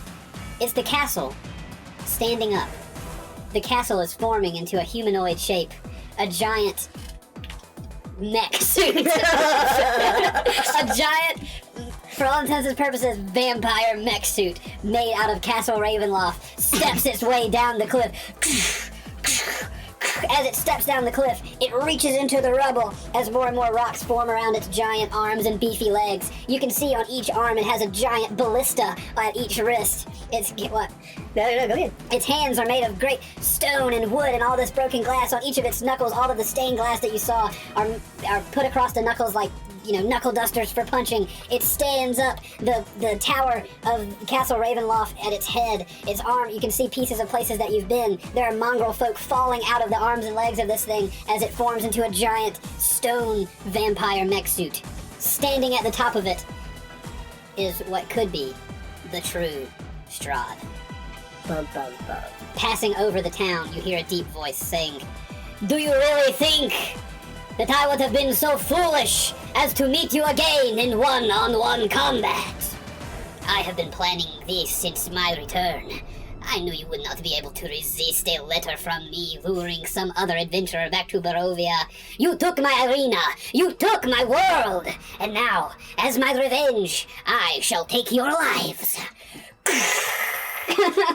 He turns into a mist form and travels into the chest of the mech suit, where behind very thick metal bars you can see his coffin where he rests. So, where did we crash through the window? I could very easily see that we have both gotten up and we're just like leaning out of the stained glass window, watching all this. I'm Molly. He didn't do it last time, right? I don't think so. Well, we still beat him anyway, right? Yeah, I mean, Well, maybe he did. Memory's a little fuzzy. we could just leave. Yeah. I mean, no. Fine. Let's give this thing a shot. I mean, we didn't put him down one I was time. able to glide you down here, but I can't fly you up there. No, you beat him. Hefty. I kind of want to. Well, it's your adventure. It's your adventure. Where you gonna leave on it? Let's go find Devin. I think he's somewhere up top. I heard some screaming and agony. It's probably him. Probably that. Damn it! Can you hear it? Yeah, you can. What? You see that? Yes, Reggie, I see it. I very clearly see it. Well, let's go kill it. I'm waiting on you boys. I've got an imposter up here. We'll deal with it. Come on. I'm climbing out the stained glass window. He's got like no life left in him. He's just like blind and barely moving. I'm just starting to walk in the direction of the Okay. doom. Derman takes his claws out, slashes the throat of the imposter Strahd. Blood spurts from his neck as he laughs and falls off the side of the tower. Yeah, my next move is gonna be hybrid form, and I'm just gonna fly up. Okay? So, how does one take down that? Well, I mean, there's still the squishy little vampire man. Piloting? I feel like piloting is the word here. Piloting the large golem suit. Because my flight doesn't last that long, so I could try to hit it while I fly up there. Within range. Because it is tall, so once I get down, I don't know if I can hit that. We'll try. Whatever you think you can do. And then I just start heading to You Reginald. might want to go for that recast to fly and get a fresh one going for you and Reginald. That's what I'm thinking too. And then I fly up to Reginald and give him the most flyable spell I can give him, which is fly. That Oh, most sounds flyable. awesome. How long So- last? For 10 minutes. Ooh, that'll work. So what's the like? We crashed into this thing. Is it like woods around us? Is it like is there like a little road headed that There's way? a town around you. You're in There's the a center. town? You're in the middle of town. All right, so I'm walking that way. Like just I want to make sure everything's Okay. tight and everything, and you catch up. Yeah, to and me, then I catch just the touch thing. him on the shoulder. Yeah. So do I just fly now? Yeah, you kind of just, I guess, I'm assuming you think of flying and then you start doing that. For how long? For 10 minutes, my man. 10 minutes. 10 minutes? 10 minutes. Can I, thinking back on what happened, can I touch Weselton and cast Death Ward on him? Sure. Just in case. Absolutely. You flew off, he came to find me, you just swoop down and go on top of the head. Yeah, I picture like Dump on his head. you turned hybrid form, hopped off the tower, and like touched him, and then you shot back up. I like it. Okay, what does Death Ward do? You touch a creature and granted a measure of protection from death. The first time the target will drop to 0 hit points as a result of taking damage, the target instead drops to 1 hit point and the spell ends. Lasts for 8 hours. Nice. Good job. Will you last for 8 Alright. hours? I don't know. Roll for initiative here. Alright, let's initiate. 6. The whole 6. Nothing but 24. 24. Yeah, 21, Oh, really? then the plus 3. You rolled 21. Intelligence. Because it's from... Yeah, it's 2 different modifiers. Gotcha. Yeah. Cool. But I also rolled a 24, so you gotta re-roll, boy. 14. 3. Well, Alright. technically at 20. So we have Weselton, Jericho, Dermot, Lestrade Mech. Oh, I didn't notice you did that. I hope you guys don't hate this. I just thought it'd be fun for the end. No, this is pretty awesome. Alright, so there's a giant Strahd flavored mech. Yum. You guys So have are all these stealth buildings or just the image of what the mech looks like? Or... buildings. Yeah, these are Okay, buildings. okay. We're top down. This is the Strahd mech. yeah. It's very large. Okay. Alright, so it is Weselton's turn. What will you do? I guess I'll go straight to the mech. Alright. We're gonna call each one of these squares for now is gonna have to be like probably 30 feet at this point. Okay. So you're dashing? Yeah, I'll dash. Okay, what's your flying speed? 60, I think, if I'll check. 60 feet. How high are you going? Quarter mile. I guess just... I can maneuver through those, right? Yeah. Yeah, I guess I'll do that. How high are you going? As high as he is going, I guess. Okay. Just to match him. Alright, Dermot, how high you start? How tall is this thing, you say? This thing's at least 100 feet tall. Cool, 75. Okay, he's going up cool 75, so you're really just gonna go up for this turn. I've never done giant combat like this, so we'll see how it goes. Oh, you're about to. I'll make plenty of leniencies when it comes to movement speeds, but you just go straight up in the air to try to match Dermon's height. It is now Jericho's turn. Alright. It's still a castle, right? Or is it now just like a Like just a rubble mix. Yeah, it's Like just pretty rubble. much. I mean, there are pieces of the castle in it, like the chest and stuff. Has like a few towers coming off the back of it around the neck. There are towers that have moved and formed into like a cowl around the neck, and like the head is this blocky thing. You know, with sharp teeth face from the rubble. But yeah, it's mostly just big, thick arms, legs, and a chest with rubble made out of castle rubble. Nice. All right, Draco, what you got? Two. Sorry. What's the flying speed I got? 60 as a hybrid, 90 as a raven. So you can do 120 with a dash. Oh wait, I guess I'm gonna do that. Okay, where are you headed? Just straight for him. Straight for him. How far up you want to do? You just flying up in the air? Just high enough to get over the buildings. Okay, so gosh, what, 120? You're over this building now? Nice. No, never mind. You're on the other side of that building now? That'll work. I don't know, whatever. You leave the ground with your wings, pushing rubble and things, knocking people down as you shoot off the ground into the sky, flying after It's it. probably a pretty stupid time to ask this, but I can cast spells, right? Yeah, yeah. Okay. You can do anything. In my head, you can do anything you want in the air. Okay. Well, no, I mean as like a hybrid. Oh, yeah, it's fine. Yeah, imagine if I let you get all the way over there. It's like, actually, you can't get No. no. So yeah, okay, cool. Yeah, that's. I mean, until I get over there to him, that's pretty much gonna be my turns. That's Okay. That's all I got. Dermot, what you doing? I'm gonna dash and then I'm gonna agility thing. Which is what? Double. Okay, so double dash? Yeah. So that's good. Dude, this would make such a cool look. Like, if this was animated, this would make a very cool scene. Like, just the two of you just ravening off the ground. And we got a South Korean studio on it. Yeah, I We wish. look so ravenous. And then the other two just fly. Peter Pan style? Yeah. And happy thoughts. I'm probably not that proficient, so I might just kind of like slide sideways as I'm going. It's now the STRAHD mech's turn. It raises a wrist using magical power. So there is a basis for fighting small things, fighting very large things. Uh-huh. You typically have like a +4 to AC if you're insect size fighting something larger. Okay, cool. Which I'm not. We talked about that before. Yeah. I just remember that's not something we have. That to makes sense. I mean, he's about to shoot a giant ballista at you from his wrist. I could get you having a larger AC. So he raises a hand. I've waited years for this. Shoo! A giant telephone pole or arrow ballista flies through the night sky, sizzling towards you, Derman. He fires at you. Immediately vaporize. Hey, win or lose, this is all for fun here at the end. Through the mouth, out the butt. Everything else. You get a nat 20? Nice. Open wide. I did. Catch it. Is he within 10 feet? Huh? Because he'd have disadvantage. He's not within 10 feet. Oh god. Okay. He's within like 2 It's blocks. not gonna be that bad, Zeus. I promise. It's not gonna be that bad. It's a very old telephone. It's this bad, and then that bad with a crit. I think telephone pole was the wrong word. It wasn't a whole telephone pole. Let's say it's that bad because it's that wide. Same Oh size my as the gosh. hole through your chest. All right. Approximately. We here at Aperture Science fire the whole ballista. That's 75% more arrow per arrow. You take. We're gonna double that. Really, it's not that bad ballista wise. You're gonna take 38 damage Oh, yeah, that's not bad. from the ballista flying by. It slices down your leg. Blood is leaking through your leg here. It fires. You have to cut and roll to the side. As you cut and roll, you can see that he's brought up his second ballista. That's what I hit him. Really? But you can see that that hand turns to the side. It can see Jericho flying too, and it says no special treatment. Another arrow flies out. You can get another nat 20. That's not actually a thing. Looking at it. It's a 20. I did though. It's a 20. I'm sorry. So I'm gonna use my reaction to cut the damage in half. Hold on. Let's see. Hold on. Let's see how much damage it is. 8, John, stop. 14, and then 23. So 46 damage. How much? 46? Mm-hmm. That's Traded. All right. The arrow flies. As those two arrows fly past, one of them, the second one you see, sails right over your heads as you guys begin to fly up, Reginald. And, Oh, no, I'm not flying yet. Oh, you're not flying yet? Well, it sails right over your head. And underneath Weselton, it just splits the air and then crashes into a building, shooting rubble everywhere. The other one goes off and actually cuts the bell, nails the bell right in the center of it, just right behind Derman, as the bell, impaled, drops out of the tower and crashes through to the ground. Nice. Onto the body of fake STRAHD. Onto the body of fake STRAHD. Fraud. Reginald, it is your turn. That's funny. That's It's for fine. me? Yeah.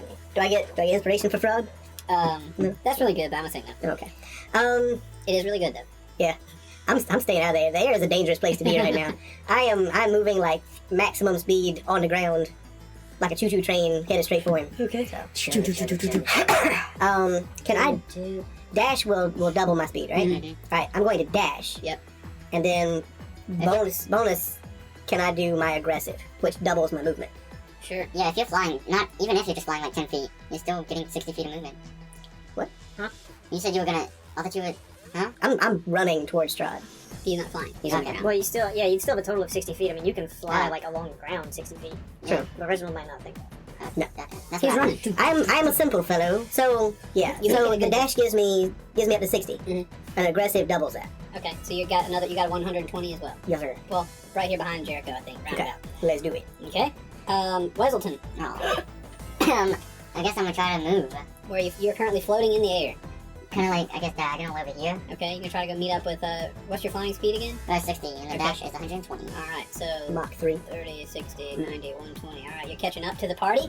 Jericho, your turn. I'm gonna go fast Okay. towards that dude. All right, so 30, 60, 90, 120. You're up there getting past Derman. Derman, your turn. How far down is that building from me? If you went up 75 feet, let's call it 30 feet below you. Could 30 feet? Tall building. With a roof and everything, I don't know. I'm making up a lot of numbers on the fly. Yeah, it's still like a 3 or 4 story building. Yeah, pretty tall. Can I fly down to that Sure. building? You fly down to get Like behind the behind building. it, right? Yeah. Bonus action. I want to. Are you still emitting sunlight? It was just a No, burst. Yeah, Oh, there's just a a burst for burst. that. I do have the halo active. I'm gonna nix that real quick. Okay, lights off. Don't want that. And then I'm gonna It's use. like Halo with you in the middle. It's just a big target. I'm gonna, from my position, I'm gonna like roll stealth Uh-huh. to hide. Okay. My plan is I want to like swoop between the buildings. So next turn I'm gonna try to like move and stay out of line of sight and get Serpentine. up there. Okay, roll a stealth roll. I got such a freaking high stealth. If I roll anything less than a 10, I'm gonna. 35. All right, you drop down and you are out of Strahd's sight. You currently feel imperceptible to his sight now. And I definitely wouldn't be able to get to that rectangular building above, would I? That's too far. The one right in front of him. No, the other one. Like in between. Yeah, that one there. That's I'm That'd only be a at 30 long. feet. Yeah, that'd be a long way. You could get to the other side of this building. Stealth was my action. I would say yeah. Okay. I can get to which one? You could go here. Yeah, that'd be fine. I'll just do that. All right. And I'll So you just drop out of the sky. So you took a ballista bolt. You can hear his laughing in the distance. Then you drop out of his line of sight. He says, "Oh, you can hide all you want, but I will find you." There you go. It is now Strahd Mechaduni's turn. He says, Mechaduni. he raises his hand again. Magic reloads his ballista. That seems unfair. He says, "You should have hidden like your friend Jericho Muldraker." He blasts you Oh. another one. What? He blasts you with a ballista. An 8. That would be a 16 to hit. Meets it? Yeah. Meets it, beats it. You take 3. 11. God, That's a lot. 13. You take 23 damage on that one, too. I'm gonna cut it in half.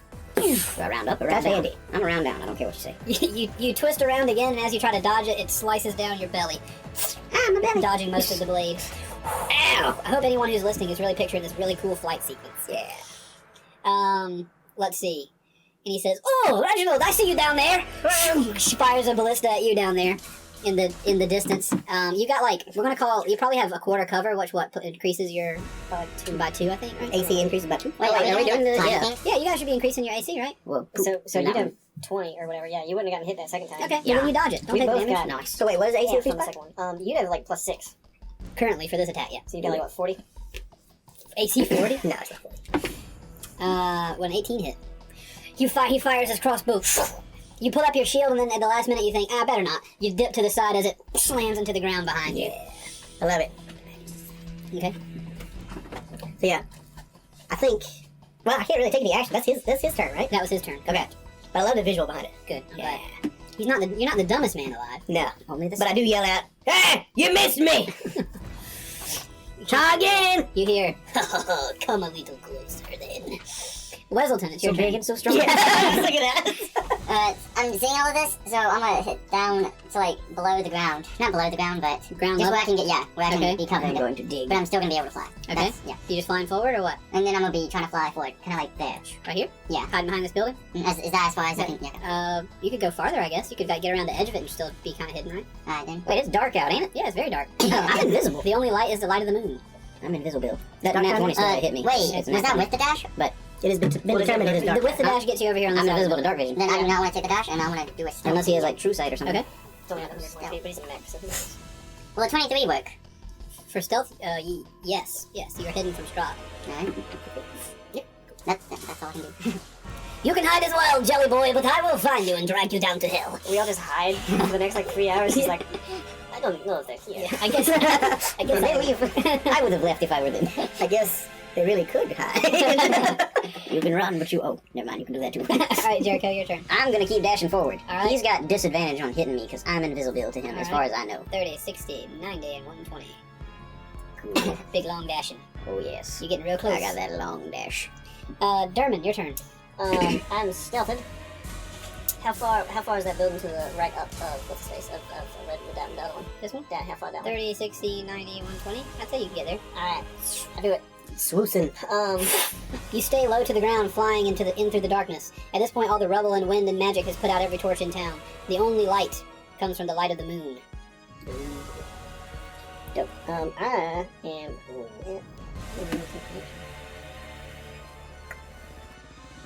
I'm just gonna drink a potion. Okay, drink you a potion. Of heal boy potion. Heal. Was it 8d4? Okay. Let me do that real quick. Wonk. Bo, don't you get your light anywhere near me, I swear. I don't have. Strahd. I don't have the light. That is a full datgum 31. Hutch back to me. Also, Rachel says hello, and then she gives us bardic inspiration. Excellent. So, Wonderful. I would like to use charisma boost. Charisma. Uncalculatable boost. Mm. A spiritual boost. and that's all I'm doing. I'm just doing all that. Alright, it is now the Strahd mechanoid's turn. The first thing he does is, yes, get closer. The mech, you can see, turns around and reaches behind him into the rubble. Dang it. It grabs a cobbled together using all the wood and stone that was created in all the rubble. It reaches in and pulls out a giant, double-sided, greatly curved battle axe. Dang it. And rests it on its back. Come as close as you want.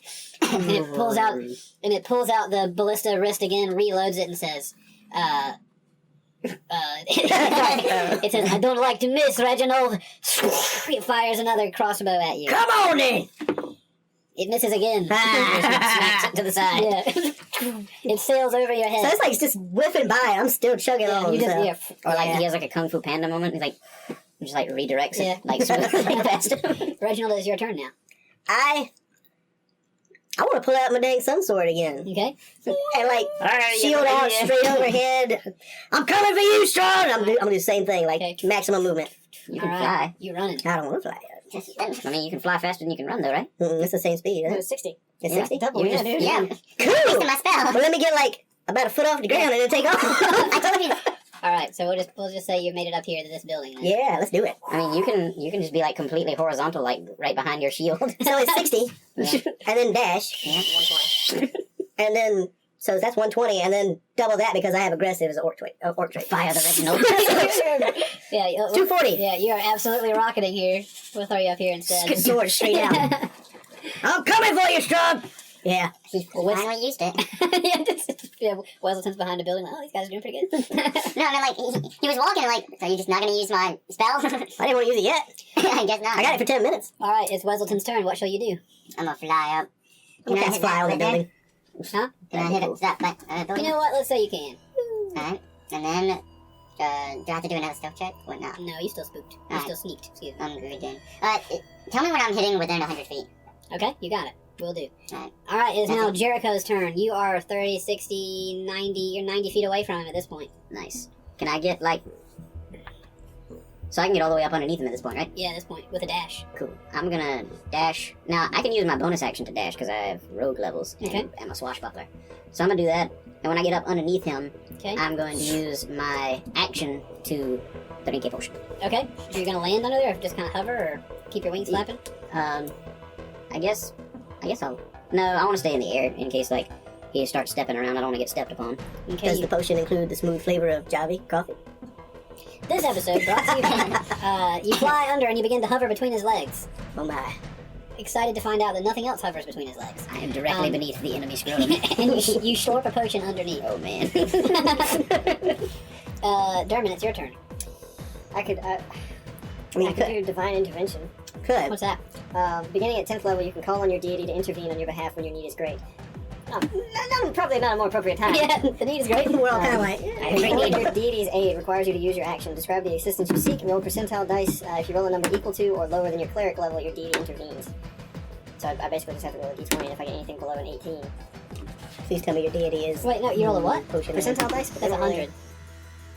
Yeah, but the way they do it, it's based on a scale of 1 to 20, because at 20, you just automatically succeed. Once you're 20th level, you just do it. It just happens. I'm not going to do that, because I feel like that could ruin some fun. Okay.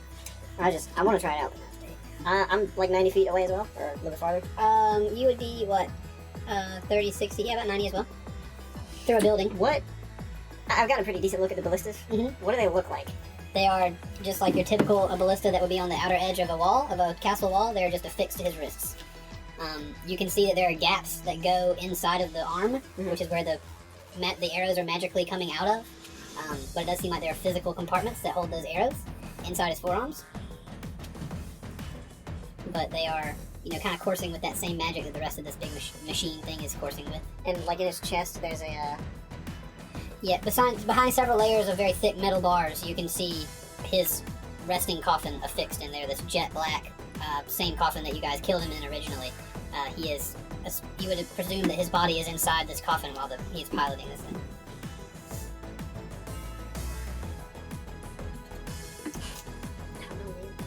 Too many options. So many ways I can mess up this man's day. I kind of do want to try like divine intervention, but I don't have. I guess we use Paylor. He's a god of he's the old man god. Sure. You call upon Potion Man. Potion. I got no shoe. Where's the thing? Where's the thing? Free But I think that's what that's saying is you roll a Just maybe a D&D. 100 dice, and then if it lands beneath if it lands 18 or below, you get your thing. You need 2d10s? We got 2d12. I'm not gonna do this. I'm gonna waste an action. I want to fly to that building in front Okay. of STRAHD. You fly. And I'll cast a firebolt at one of the ballistas just to kind of test things out. Okay. Still stealth. Yeah, you're still stealth. Sneakishly. So with advantage, you fire your bolt. 33. 33 will definitely hit. A firebolt leaves your hand behind the building towards the ballista, revealing at least that your position is behind this building. Which left or right hand? We'll do right hand. All right, his right hand, so to your left. Yep. All right, you fire off to the left, blast the ballista. Roll some damage or something. 24. 24 damage. Do things get lit on fire typically whenever you fire a firebolt? Flammable object hit by the spell ignites if it isn't being worn or carried. There you go. All right, cool. So there you go. The ballista burst into flames on his right hand. He begins to wave it around in the moonlight, but it is on fire. That's all I'm gonna do. Okay. Very cool. Very cool. Very cool. It is now the mechanoid's turn. The mechanoid says, "Get from between my legs, Jericho!" And it takes the axe off of its back, grabs the two handles, and slams it down in between its feet. Cheating bastard. It rolls a 22 to hit. With the plus 4 AC? Oh, yeah. It's 20, so that's fine. Okay. You get hit by the great axe. Wait, do you get disadvantage because you're invisible or not? He can see Oh, me. wait. You are invisible to him. I forgot about the invisibility. Would he also be behind some partial cover? Yeah, which is another Underneath him? He's nuts. I mean, I didn't want to say it, but hey. Strike me, STRAHD! I mean, does he have like true sight or something? Is he seeing through my invisibility? No, he's got dark vision, so he wouldn't be able to see you. So do we count that as like a free stealth roll? Like you just can't be seen? I mean, you can be heard. Yeah, You can be felt. he can tell I'm there, but yeah, he has disadvantage. Okay, yeah, we'll call it disadvantage then. Hey. Sorry. It rolled higher. It's a 26. Okay. Alright, so we're gonna roll some damage here. It was worth a shot. It was. Oops. 12, 14, 20 damage. He Nice. slams into you. You bounce off of the edge of this great axe and into the side of inside of his leg. Thank Getting goodness it's the leg. Yes. He laughs. Ha ha ha ha ha. Good laugh. Thank you. A hearty seaman's laugh. He's gonna say, "Let's bring you out into the open," and he walks over this way. That's not much. Yeah. Okay, that's gonna be Reginald's turn now. Cool. I'm gonna use. How close did I get? 120? Yeah, you get 100. I get like right up on top of him, pretty much. You can get over there to his toes. All right, I'm headed for the toe region. Alright, so we got 30, 60, 90, 120. You made it. Yes, and I will use a thing because I picked up 1 feat, which was Fey touched. So Okay. I get a couple of spells I can actually. Ooh. I'm using Hex. Alright, hex him up. Hex bonus action. Lasts for an hour. Alright. Place a curse on a creature you can see within range until spell ends. You deal an extra 1d6 necrotic damage. Don't know how that works. Okay. To the target whenever you hit it with an attack. Also choose one ability when you cast a spell. The target has disadvantage on ability checks made with chosen ability. If it drops to 0 hit points, I move it to somebody else with a bonus action. So, Okay. I might not have it. Yeah, I don't know. We'll find it. What should I choose though? Strength? Wisdom? No. Constitution? I don't know. If it were me, I'm saying maybe like Dex? you ain't gonna outstrength it more than likely. No. I don't think you're grappling this bad boy. But we might be able to outmaneuver. Yes, So but if let's you shoot do a fireball at it, you don't want it to be able to dodge. So it will now have. It is the origin point, and it's a 40 foot. Yeah, probably not. Target has disadvantage on Dex checks. Okay, you got it. So, and if I hit it with an attack, it deals 1d6 necrotic. Okay. And boom, I have just done the thing. And yeah, sword's still out, holding out yours. Coming for you! Alright. You cut him, you are getting ready to cut him up. Who next? I think that was all my movement and actions. Weselton. So he got in closer, so you know what that means? Yeah, he's within 100 feet of you, go for it. I'm gonna hit that, get closer to like, once I hit within 60 feet of him. 60 feet? Yeah, just Alright. once I hit 60 So you use your flying speed and get within 60 feet. And then, well, that means I have to get, dang. Get that dang. So I saw that the firebolt was effective, correct? Yeah, it lit the ballista on fire for sure. Then I'm gonna hit that too then. Okay, cool. You fire what at the ballista? On where he's shooting What his do you, other hand. what do you fire at? What are you doing? Firebolt. Alright, firebolt. That is a 25. A 25 will hit. Alright then, so then that is 2d10. 3. Did you do the one that wasn't on fire or was already on fire? The one that's not on fire. Okay, cool. So that is 10 damage. You No, 11 damage. 11 damage. You do 11 damage to the STRAHD mech by lighting his other ballista on fire. Now at this point, he has 2 ballistas on fire as he holds his giant great axe in front of you. It would now be Jericho's turn. Sweet. I'm gonna get like right up underneath him again. Okay? I don't need a dash or anything for that, right? No, he fly. You fly to do it. Cool. I'm gonna use a spell. I took Magic Adept or Magic Initiate, the one that gives me like a first level spell and 2 cantrips from any class. I'm gonna use a first level Wizard spell. Alright. You might let me use it this way, or you might not. I have a spell called Earth Tremor. Normally it does damage and it causes people to fall over because they have to make dexterity saving throw, and they take damage and are knocked prone, and the area becomes difficult terrain. But it also says it becomes loose stone and earth. And I was wondering, can I target his knee and like cause all the rock there to crumble and try and stagger him, like bring him down? I'm not against it. If If you- there's a lot of earth in there. The other option would be to put the circle beneath his foot and make it. It's a basically like a little localized earthquake. If that would also work, I don't know which one you prefer. In my head, I was immediately thinking, oh, he's going to use this to try to knock over the next one. So I thought you'd be putting it under his foot, so that makes sense to me. You prefer that? Okay. I think you do whatever you want, but I would, if I were Jericho Moldrinker and I see all the magic coursing around this guy's body, but there's no magic coursing around the ground, I might go with the surer bet and try to loosen up the ground underneath. But All right, then I will do that. I'm gonna target underneath his foot that I'm closest to. all right, Or whichever one it looks like he's got the most weight on, I suppose. okay, sure, I like it. And then I do that. 10-foot radius, a 20-foot circle. All right, a 20-foot circle forms underneath his left foot. The earth rumbles. The ground begins to loosen up. He's tons and tons and tons of rock are standing on top of this. So his foot immediately sinks into the earth halfway up the shin of this robot. Or this mech, stone mech. I am at the base of the STRAHD bot. That's true. I kind of am too. Alright, am I? No, I'm like a foot off the ground, that's what I said earlier. Yeah, you're everybody's Yeah, off the okay. ground, fortunately. Nice. So he sinks into the thing. The ground rumbles. The dirt shakes around. The dirt fills up around his leg. He drops down, so he's leaning a little bit to the left. You said there was damage associated too? It's like 1d6. Creature takes 1d6 bludgeoning damage Well, roll it. and is knocked prone. Roll it. So is he prone? He has to make a dexterity saving throw. No, he does. He has disadvantage. He rolled a nat 20 and a 17, which actually turns into a 19. Cool, I have a 17, so I guess he beat that. So he is not prone, but his leg is down in this hole, making it difficult for him to move. And he... Wait a minute. On a failed... Oh, okay, on a failed save. Okay, he does not take any damage either then. Okay, gotcha. Well, his leg down here in this hole. Here's a question. It's such a large thing. Does it take damage as in, like, we would take falling damage if we dropped, like, 20 feet, 30 feet, whatever, like, because it's such a large thing? I don't see it taking damage for dropping the equivalent of a foot into a hole. Just the left leg. He's now on a very, he's I just off wondered because of kilter the for size sure. of it. He is definitely off kilter. It is easy to perceive that the Strahd mech is somewhat wobbly on his feet now, based on the levels of his feet. So it was not an exercise done in vain. I like it. You could use that to do other things if you wanted. That's all I got. Okay. No, I'm gonna use my bonus action to hide. Okay, cool.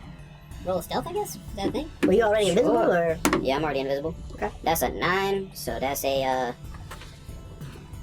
26. You invisible. You no longer know. He no longer know where you is. You hear Strahd echo from inside this thing. Who did that? What happened? Your mom. Tiny little The voice. last villager says as they're running away. Your mama. All right, it is now Derman's turn. Can I squeeze out and go let Juice in? Of course. I feel like y'all don't really need to stop the recording or anything. It'll take me like 13 seconds. Okay. I'm fly up. He will fly up. Fly up. I moved last turn, right? I moved over. That's why. Yeah, I that's why you moved moved behind this building. Okay, so I'm gonna fly up. Not the full movement speed, just like 30 feet up. Okay. And I'm gonna cast upon this Duber, Firestorm. Ooh. A storm made up of sheets of roaring flame appears in a location you choose within range. Range is 150 feet. Okay. The area of the storm consists of up to 10 10-foot cubes, which you can arrange as you wish. Each Wow. cube must have at least one face adjacent to the face of another cube. Okay. Each creature in the area must make a dexterity saving throw. It takes 7d10 fire damage on a failed save, or half as much on a successful one. The fire damages objects in the area and ignites flammable objects that aren't being worn or carried. Okay. If you choose, plant life in the area is unaffected by the spell. Derma's not choosing that. All right. Burns. Gotcha. Where are you Um, putting this thing? So it's 10 10-foot cubes. The origin is going to be like on his chest, Okay. for sure. And then, how are the ballistas looking? They're still on fire. They're on but not- fire, but seemingly still operational for now. All right. I want to, if I can, I want the cubes to like go up the chest and down the arm, the one that I shot. Okay, If possible. gotcha. 10 10-foot cubes. So chest to the ballista. What spell? Firestorm. He just rolled a 4 to get away from it, so he's taking that full damage. Derman rises up with his hands out, pushes them forward as fire erupts on the chest and up the arm and down to the hand of the Strahd mech. Fire just waving upon it. 29. 29 damage is applied to the Strahd For each block. mech. He's on fire. He's continuing to wave around that arm, trying to put out the flames, but it seems to only make them grow stronger. I was wondering what that orange thing underneath your toolbar was. It's the pew you launched Yeah. off screen. The pew that went pew. He gone. Oh, that was our lucky pew. All right. Now we need to do that. That's all I'm gonna do. Okay. It is now the Strahd mechanoid's turn. It says, Reginald, I need to hit you. It takes its axe and swings it down at you. Bring it on, big boy. I know the feeling. Of course, it only rolls this time because it's Reginald who can take a couple of hits. He just rolled the 13. I'm done. Yep. He says, "Oh!" and brings it back down to try to hit you again. This time, he did roll 27. That does it. Even with the Does plus 4? It's 26. All right. Wow, he just barely hit you. Okay. The plus 4 and the plus 2. Well, you're not behind the cover anymore. Oh yeah. So yeah, even 24. Yeah. So yeah, that does it. 11, 15, 21. He can't. 33 damage from this. take it. You put up your shield, it slams into you. You go sliding a little bit on your feet. You get hit. You're bleeding. There's bad things happening. Do it again. I dare you. Nice. It is now your turn, Reginald. Ooh. Okay. So what bits of this boy are actually on fire? I'm sorry. Okay. Its chest, Yeah. both ballistas, and then its right arm. Where is the coffin meat? In the middle of the chest, where the heart would be. Middle of the chest where the heart is. And it's currently ablaze. That area is on fire, but Okay. the coffin does not seem to be on fire itself. I'm gonna like Superman style, I'm gonna head for the coffin. Okay, he's heading for the coffin. So I'm headed that way, and I just want to like just rip the front off of that thing. All right. So tell me what I gotta do. I gotta go learn something about this coffin. All right. So you fly up to it. Right. Oh boy, it's gonna take me a second. Sorry. No, it's okay. I should have thought about this before. Probably cut that little piece, so I'm gonna down the rest of my coffee. That stuff is pretty good. It is. You remember when you fought his wives down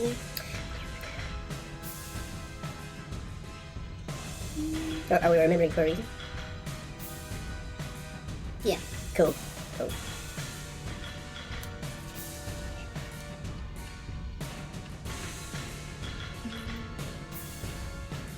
I'm wondering why we're remembering that we fought the wives. Oh no, you don't need. No, sorry, you don't need to remember. There's no point. Oh, okay. Sorry. Thanks, DM. Dim. All right. Roll a Constitution saving throw.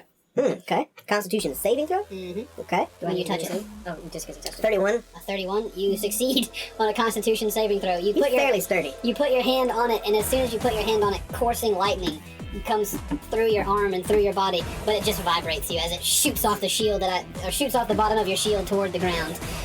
You pull at it. Now roll a strength check for me. Nat 20. That was supposed to be really hard to Nat pull 20. off. Plus 12.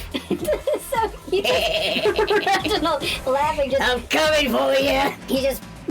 he pulls the lid off of the coffin, but there's metal things holding it together, so you barely get a crack on it. Like you get it cracked off, like enough for you to be able to reach your hand in there or insert a weapon or whatever.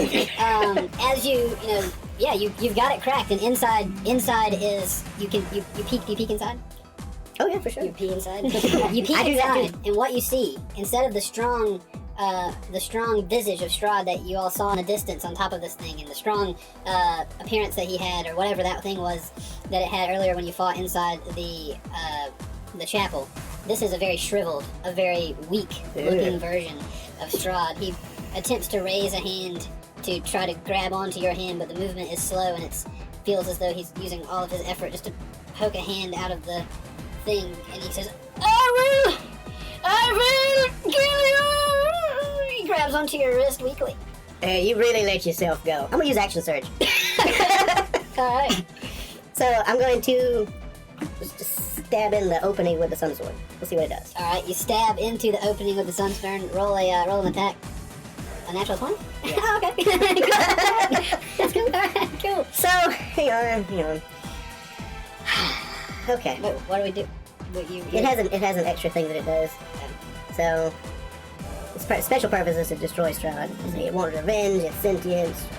Okay, good history. It does deal an extra 2d6 of damage, but I mean it's already doubled up, so. Okay. And then I thought it had an extra thing. Your mace did. The mace did. You're right. Okay. That'll work. Alright, damage for critical is 17. Alright, you stab Plus 1d8. 1d8. That's adding the extra d6. What was it? It was 2d6 for the other ones and like a d8 for this one. So how big I know, is it's like all over the this place. middle part? big enough, the opening is big enough for you to, like, there's some space on the edge, on the left, like a foot of opening from the left and the right of this coffin. It's like a square. When you hit an Coffin undead with it, is- the target takes an extra 1d8 radiant damage. The coffin is revealed, so it's 8. Is there nothing for a large creature? No. I see. I see. Okay. You stab the sun sword in there. You can hear the sizzle. You can hear Strahd said, "Ah! Ah!" Dang it for me.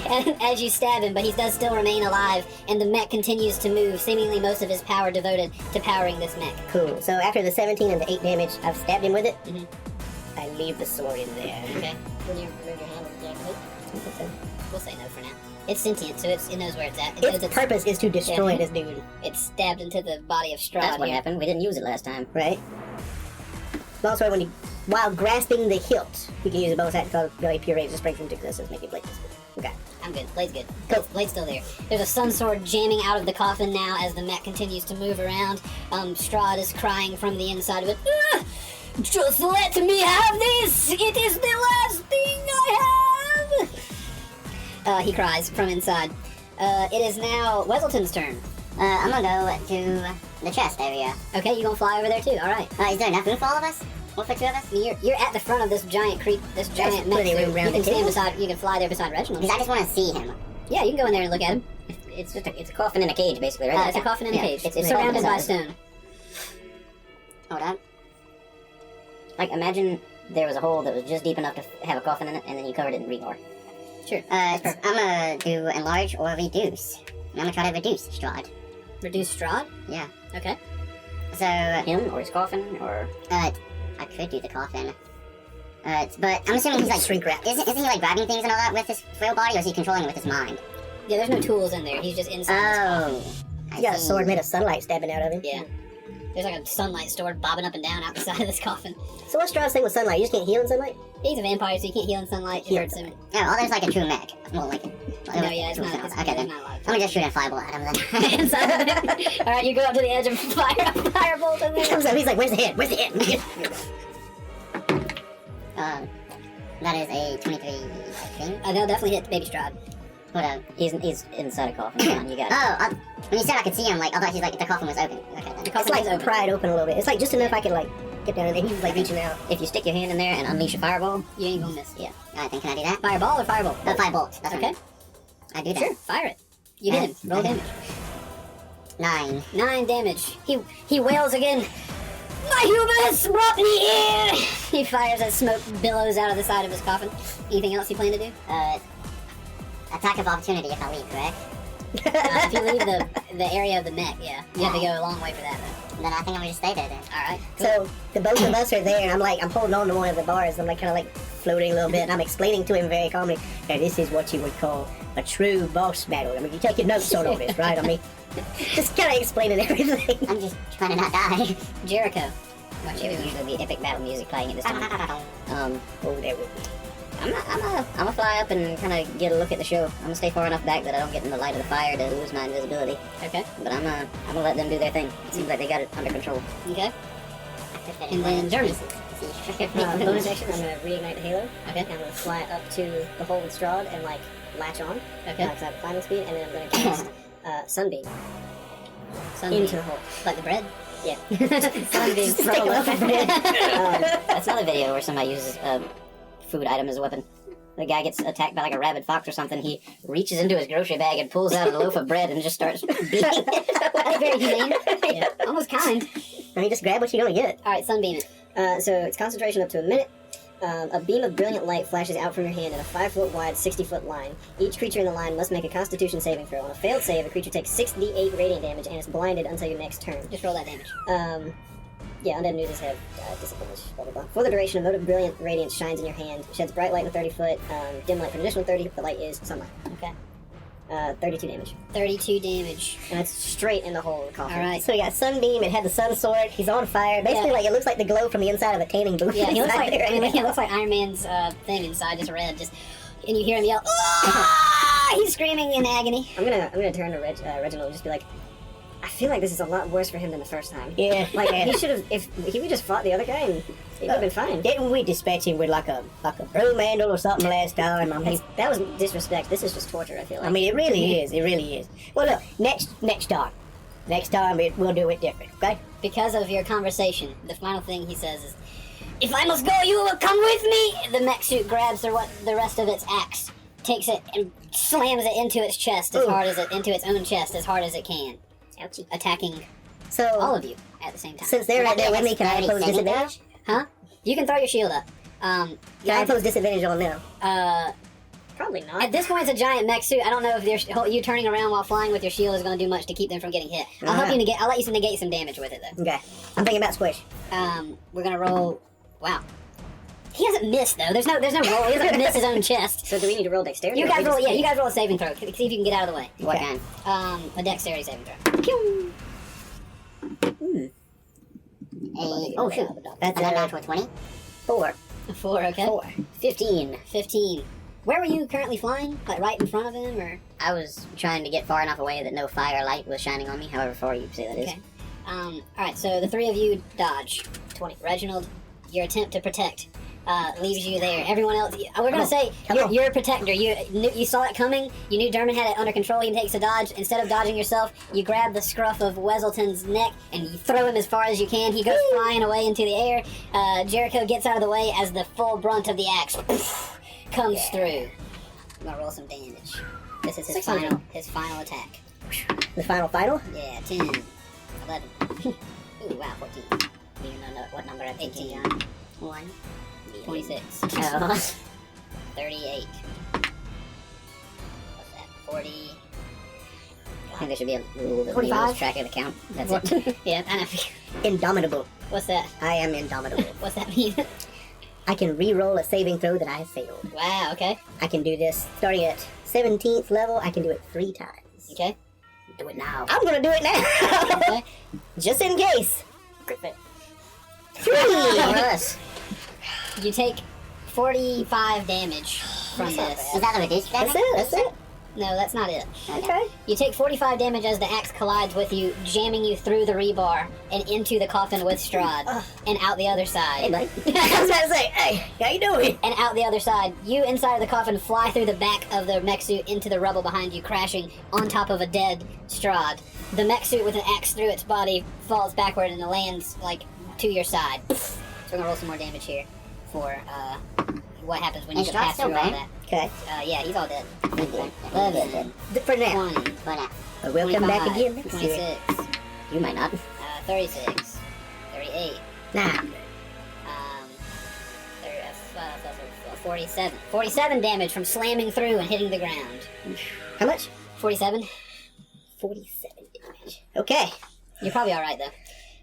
You slam into the rubble. The mech falls down. The castle falls on top. The dust clears. Fire is burning all around you. The rest of the party is floating above you as, you leak blood and lay on top of a dead Strahd von Zarovich. The hilt of the sun sword driven even deeper into his chest. He reaches out and will grab your neck. He grabs your neck, Reginald. He pulls you in as feebly as he can. He says, "I will be back. They'll make me come back." He gives you his final breath. No, it's strong. We'll see you next time. And so, Strahd and his magical mechanized castle suit were defeated. The 3 saviors of Barovia added a reluctant fourth to their ranks, and Barovia was saved once again. Unfortunately, Strahd von Zarovich's final words predicted a 3rd return, and possibly more after that. But that would be a problem for a different day, and maybe even a different group of adventurers. At the present time, it was time for Dermot, Jericho, Reginald, and Weselton to go back to a tavern and finish their drinks.